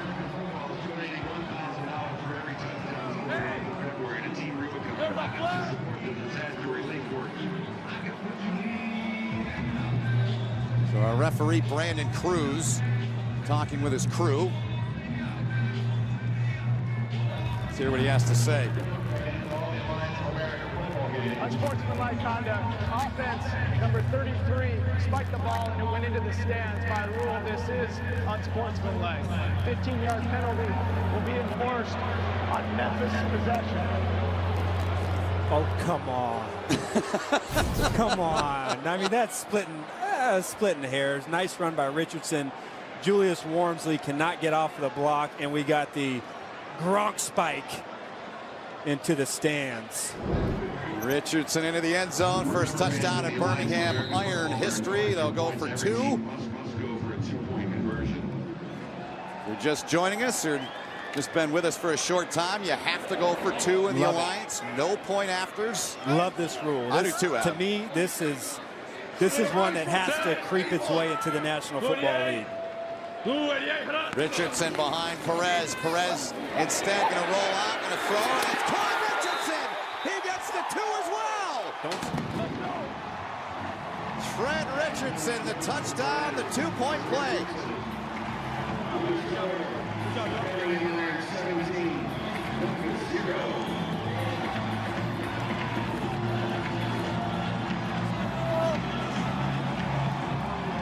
Having a little fun afterwards with the linemen. The guys that do the work up front is Richardson. 13:26 to go. Patton, a catch or not, they didn't overturn it, it stood, and then Richardson does the rest. The TD run and the two-point play, 17-0 Birmingham. Is this beautiful $5 pitcher from Buffalo Wild Wings half full or half empty? Well, that depends, really. Are you from New England? Come in this weekend for $5 select pitchers at Buffalo Wild Wing. Well, a five-play drive, 53 yards, 147, the 4-yard touchdown by Richardson. And that 39-yard catch by Quentin Patton, Arch. It's a tough break. I think I don't know. I think it's clear to most out there that that was not a catch. But sometimes that's the way the ball bounces. That's how you do it, baby. Good Yes, job. it is. So Memphis and Hackenberg go back to work. Hackenberg downfield finds his target. He and Reese Horn have hooked up 3 or 4 times here so far today. So that's the play. That's what I've been waiting for all game. First down, 2 backs, play action passing, and throw it out to one of your wide receivers. Our Sky Cam today brought to you by Wheels Up. Cross country! Cross country!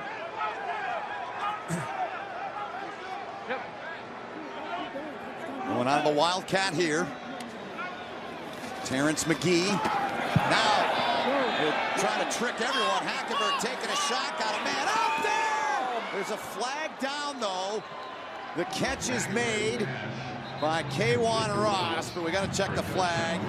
Looks like procedure, the early indication, and Mike Singletary's like, you're kidding me. Two players moving at the same time. The tailback quarterback, Terrence McGee, was moving as the Express started their motion.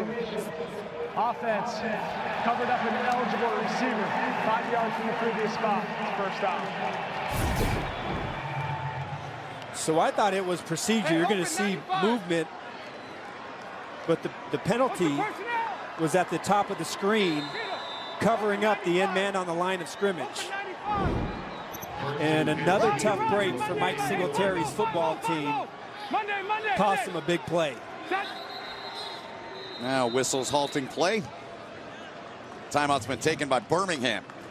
This is the first timeout for Birmingham. 30-second timeout. We got 2 left. Memphis, all 3 of theirs, 12:45 to go. 17-point lead for Birmingham. They started the game off 3 field goals from Nick Novak before Richardson on that last drive took one in from 4 and then capped it off with a 2-point conversion play on the throw from Luis Perez. That has to be disheartening for Mike Singletary when you work on a trick play and you're able to execute it and score a touchdown here, but then it gets called back because of a detail in covering up the end man on the line of scrimmage. So just a simple mistake cost this football team dearly. And you see the major rule differences. Those of you new to this, we're all new to it, but those of you maybe joining us late, major differences from the NFL. Interested to see the onside conversion and interested to see how overtime works as the season goes on. Here goes Hackenberg trying to go to work, taking a shot, and tipped, and hitting the ground as they look downfield to Ross. Wanted a penalty, didn't get it. Summers on the coverage. He's had a whale of a game. Yeah, Summers was all over it. Great body position. As you watch how he turns to the inside, uses his body to box out Ross. Ross was out of bounds, so he wouldn't be eligible to catch this ball anyways, but just great body position in pinning Ross to the sideline, and there's nowhere for Hackenberg to try and fit that ball into. Jamar Summers has had a day here so far. Hackenberg delivers, catch made in the neighborhood of the 35. As that one was reeled in. First time today we've called his name, Arch, by Fabian Guerra. Really thought he would have played a big part in this game. I thought he was exceptional last week in their scrimmage and made a lot of big-time plays. And the fact that we're only calling his name for the first time here in the 4th quarter is something that really kind of surprises me as I watch this offense. Yeah, with you on that. He's their best receiver in that game. In scrimmage against Salt Lake, Hackenberg. And that one right into the ground. We apologize for the language. When you got mics on players, that might happen. He was looking for Guerra again. 4th and 4 coming up. Jack Tocho broken up. It was on the coverage anyway. 4th and 4, you got to go for it here. Well, absolutely. Down by 17. And you've got to make something happen right here. 4th down and 4. Hackenberg's most productive passes have come on slant patterns. And that's really the only passing route that he's been able to complete so far in this game. Here he goes on 4th and 4. That time, there it is, the crossing play, but they don't get there. What a play! What a play on that far sideline by Ryan White.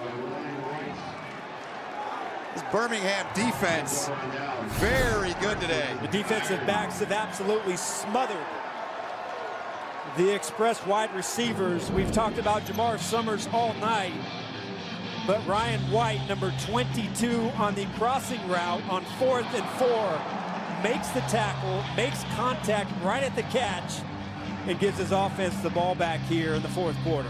Ryan White, product of Auburn.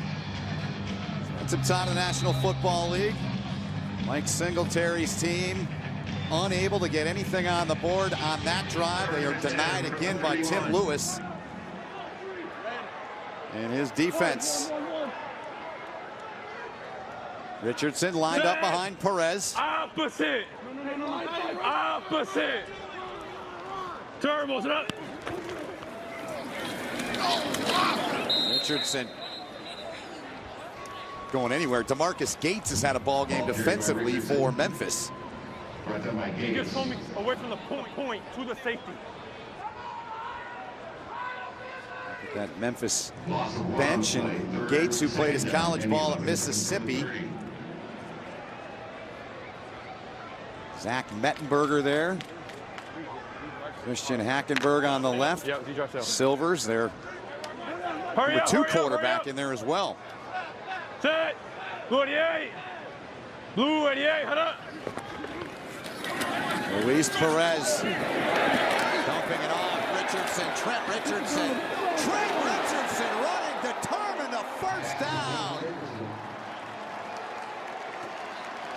Bouncing back after the fumble earlier in this half. A gain of 15 there, Arch. Great effort, well executed, good blocking out front. 2 lead blockers.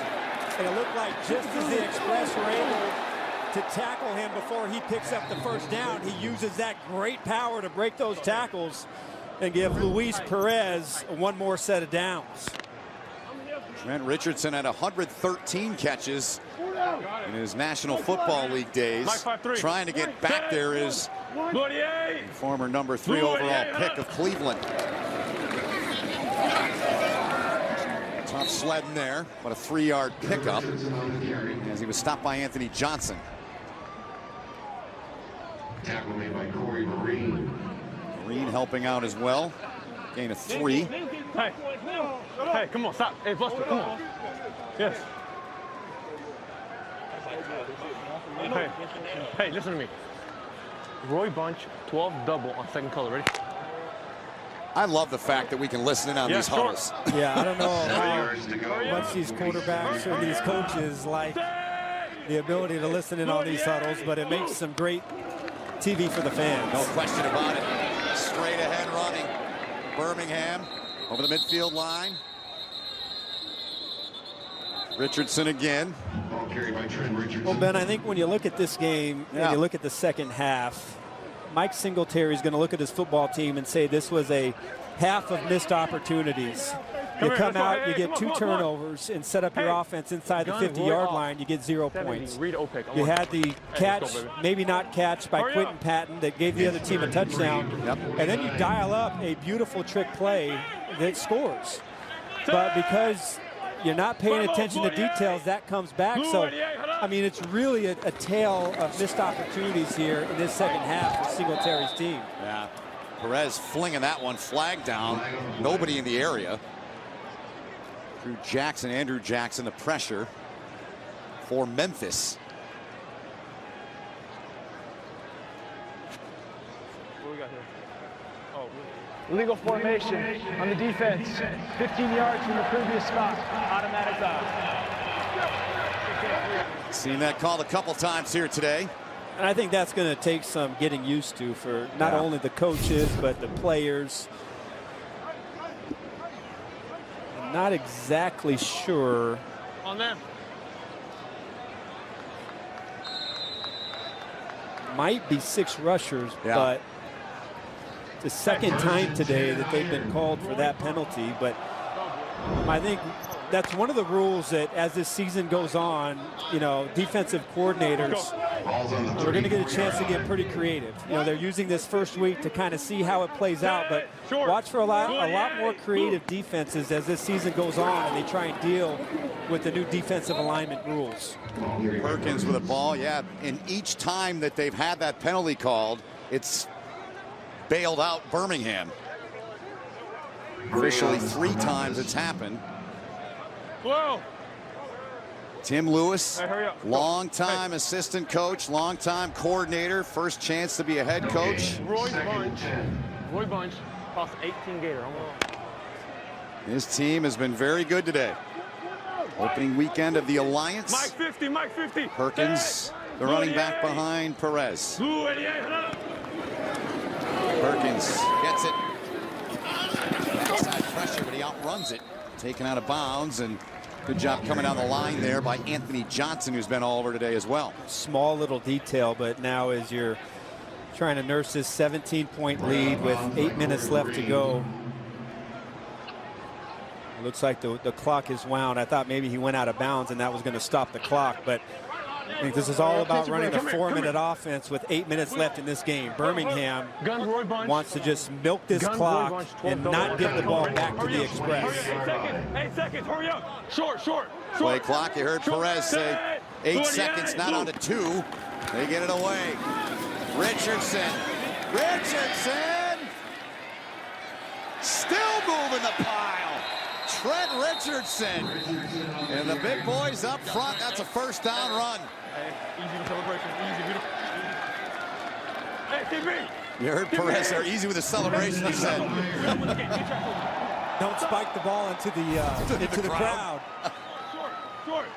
Short. Set. Perez did tell us yesterday, he said, I'll be good with that microphone on me. He's been great with it. Nice job, Trent Richardson. 17 carries, only 31 yards. So there hasn't been a lot of space for him to operate with, but he did have that nice touchdown run and also the catch for the 2-point conversion, and they're using that power to pick up the first down. Responding, flag flies here, responding from that fumble he had earlier in the second half. Offense number 88, 5-yard penalty. It's first down. Connor Davis, the guilty one there. And you notice as the game goes on, a little bit more sloppy, a little bit less attention to detail, more flags. I think part of that is the conditioning aspect. Remember, we talked about it earlier. Yes. They've only had about 28, 29, 30 days of practice and being together. And you've got a faster pace. Conditioning is going to be an issue. And as the season goes on, they get in better shape, they get stronger. We'll start to see some better play here late in the fourth quarter. Yeah, I'm with you on that, certainly. Get into a regular routine, regular regiment now. On the ground again, Richardson with it. He got back. He did get back to the line of scrimmage. So really good response out of Richardson after that fumble and doing what he does best. Ninth play of the drive coming up. Approaching 6 minutes. Listen to me, okay? Roy Bunch, 12 double, second color, ready? Yes, second color, short, hurry up. I was really impressed. We were all impressed with him yesterday, Arch. Yeah, sure was. Roy Bunch, 12 double, right up the middle, dive. There it is. Richardson tripped up at the 17-yard line by Arnold Tarpley III. It's a lot easier to play defense if you can listen in on the huddle and get the call. What do you think? You know what I mean? You missed that in your career, right? That would be sweet. Roy double. I know where the ball's going. 3rd and 5. They spotted officially at the 16-yard line. 5:11 left. We'll be back after this. Hey, we're counting that thing.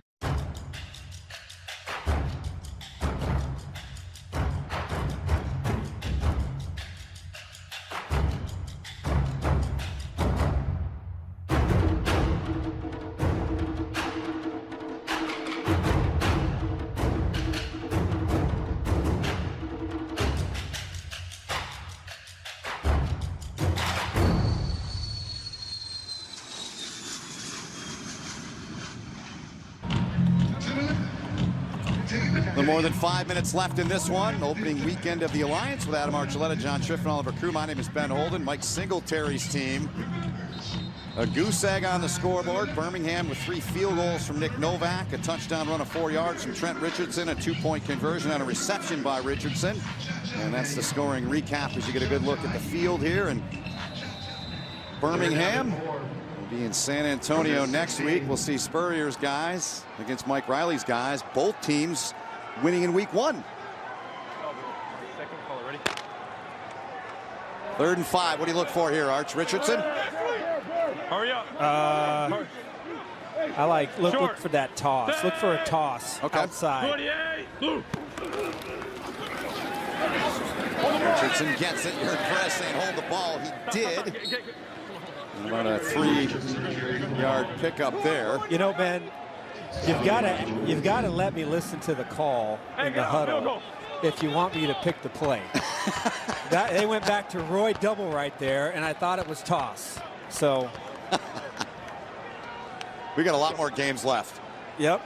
I'll be watching for that Roy double. Good job, man.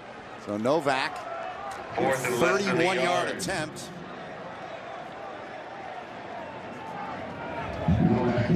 Looking for his 4th field goal of the day.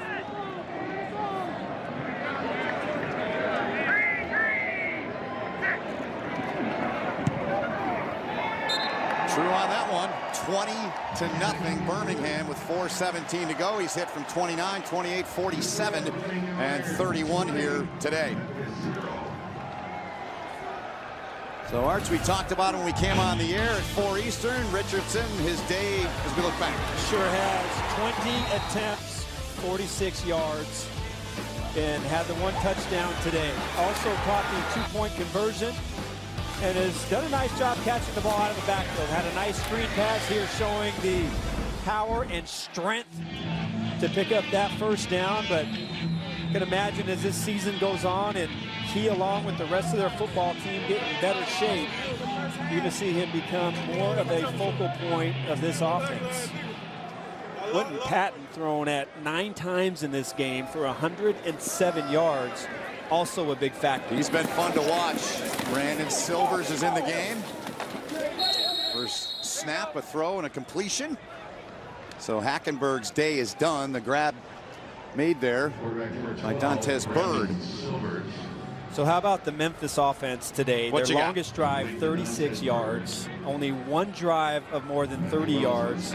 And they've averaged right around 15 yards per drive. Yikes. A lot of work to do. Job by Xavier Dixon. The iron coming up large again, flexing their muscles. Dixon made a similar play in the first half, the tip ball that led to an interception. Almost the exact same play that led to a turnover. This time, number 51 reads the quarterback, sticks his arm out there, and comes down with a pick. Yeah. Excellent job by this defense, who has just smothered the Express on offense so far today. And Coach Tim Lewis there, keeping an eye on him. Each team has turned it over twice. Birmingham's got it back at the 19-yard line. There's the toss to Perkins. Perkins inside of the 15-yard line. They're going to spot him out of bounds. It's like the 13-yard line. Andrew Jackson made the stop. I think as we go back and we take a look, you're talking about the Memphis offense and just kind of the problems that they've had today moving the football.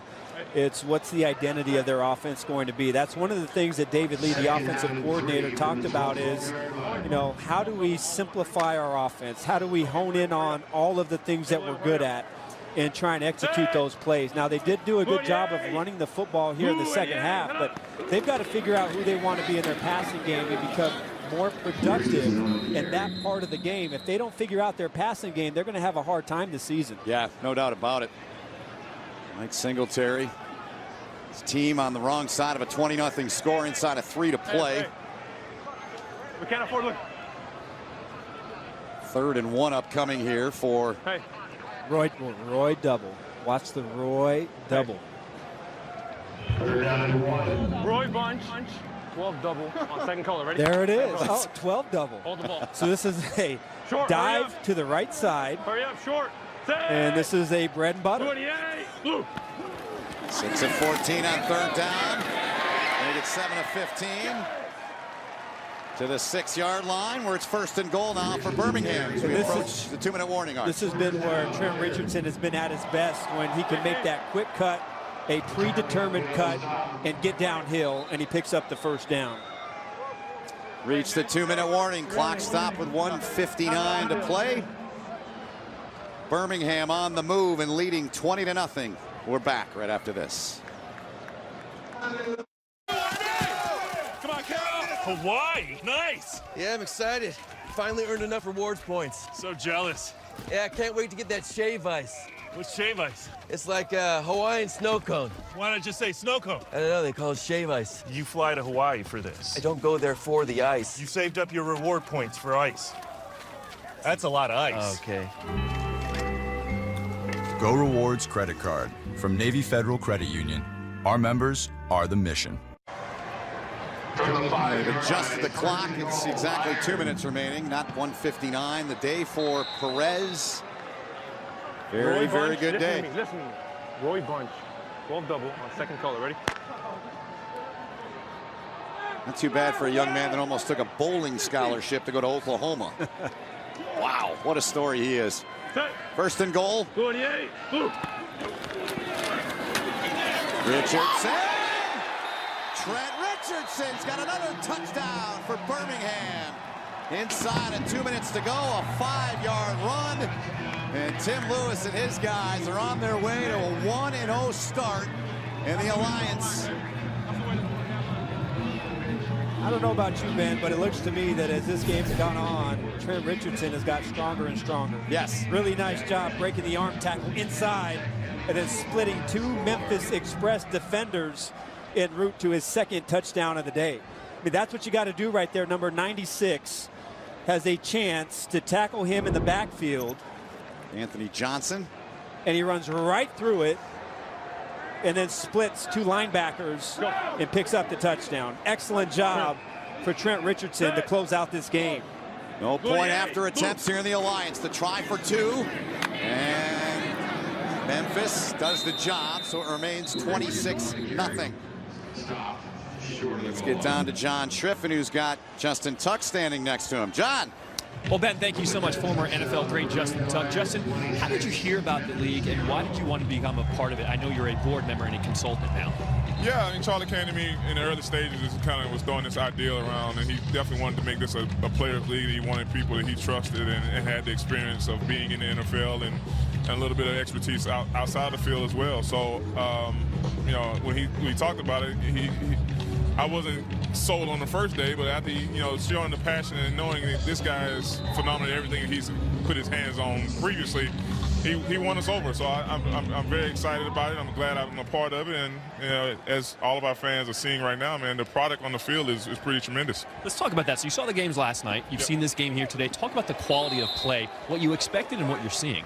Yeah, I think we all expected what we are seeing. For my time in the league, I always saw guys who was right there on the cusp of making teams, and maybe whatever the reason was, just to get the luck or get the break they needed to be in that league. And I always felt like we didn't have a league for those guys to go to that they could, one, go and get a little bit more experience, but also go and make it their own, right? So right now, this is what you're seeing from AAFL, and I think it's only going to continue to grow. All right, Justin, thank you so much. Look forward to the rest of the season. Thank you. All right, Ben, back to you.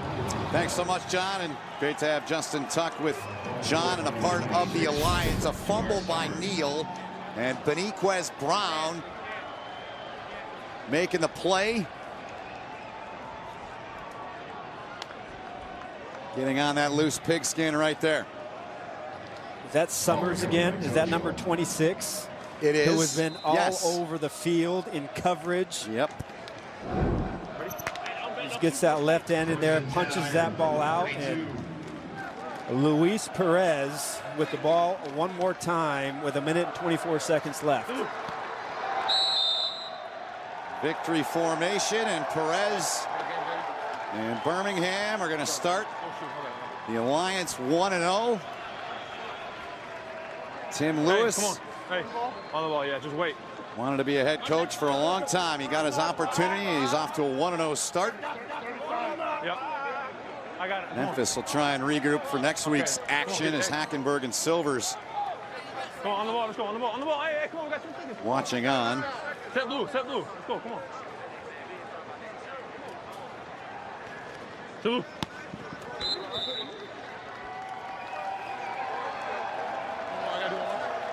So one more snap. And this happened moments ago, Arch. Congrats to Tim Lewis. No bucket, they just got him with bottles.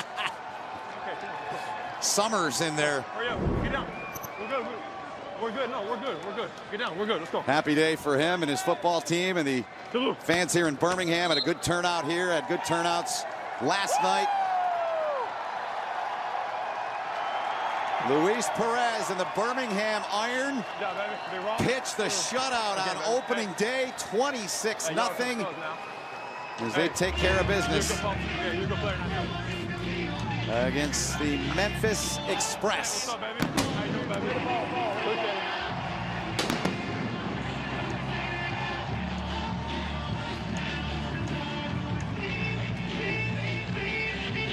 So week 1 of the Alliance. What'd you think, Arch? Well, I thought it was good. I thought it was a good start. We did see some good things from Memphis, but, you know, missed opportunities really kind of doomed their football team. The solid, crisp start for Tim Lewis's football team on offense. They did really well. They stalled a little bit in the red zone early, but defensively, as the game went on, they absolutely smothered Christian Hackenberg in any passing game that the Express could try and muster up. So a solid start for Tim Lewis's football team, and back to the drawing board for Mike Singletary. Yeah, no question about it. Luis Perez said, hey, we want to win a championship, plain and simple. Should be your goal, and they give Tim Lewis another Gatorade bath, and John Striffen's down in the field with him. I thought they were just going to do those little squirty. So they started with 2 little buckets, and now that was a big ice bucket. You've waited a long time to be the head coach. How does it feel to get the ice bath? Cold, you know, it's a little bit shocking. I thought the Gatorade little things would be fine, but I'm excited for the guys. I'm excited for the coaches. I'm excited for the city of Birmingham. It's fantastic. On opening night, your defense pitches a shutout. How did they do it? Our coach did a fantastic job of getting the guys ready, and the guys executed the plan just like we had worked on. You know, we weren't sure what we were going to expect tonight, but the crowd and the city of Birmingham certainly showed up. This place was loud. What did you think about the support you received from this community? I thought it was fantastic. They can keep coming out every time and doing the same thing. That would be great.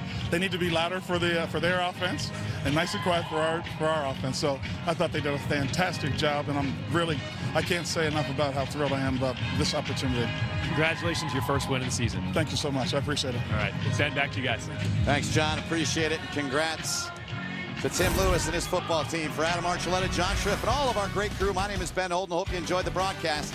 This has been a presentation of CBS Sports Network, the 24-hour home of CBS Sports.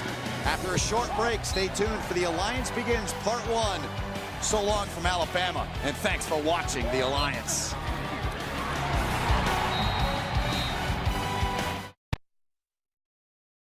Judge or dismiss us, but we'll come back.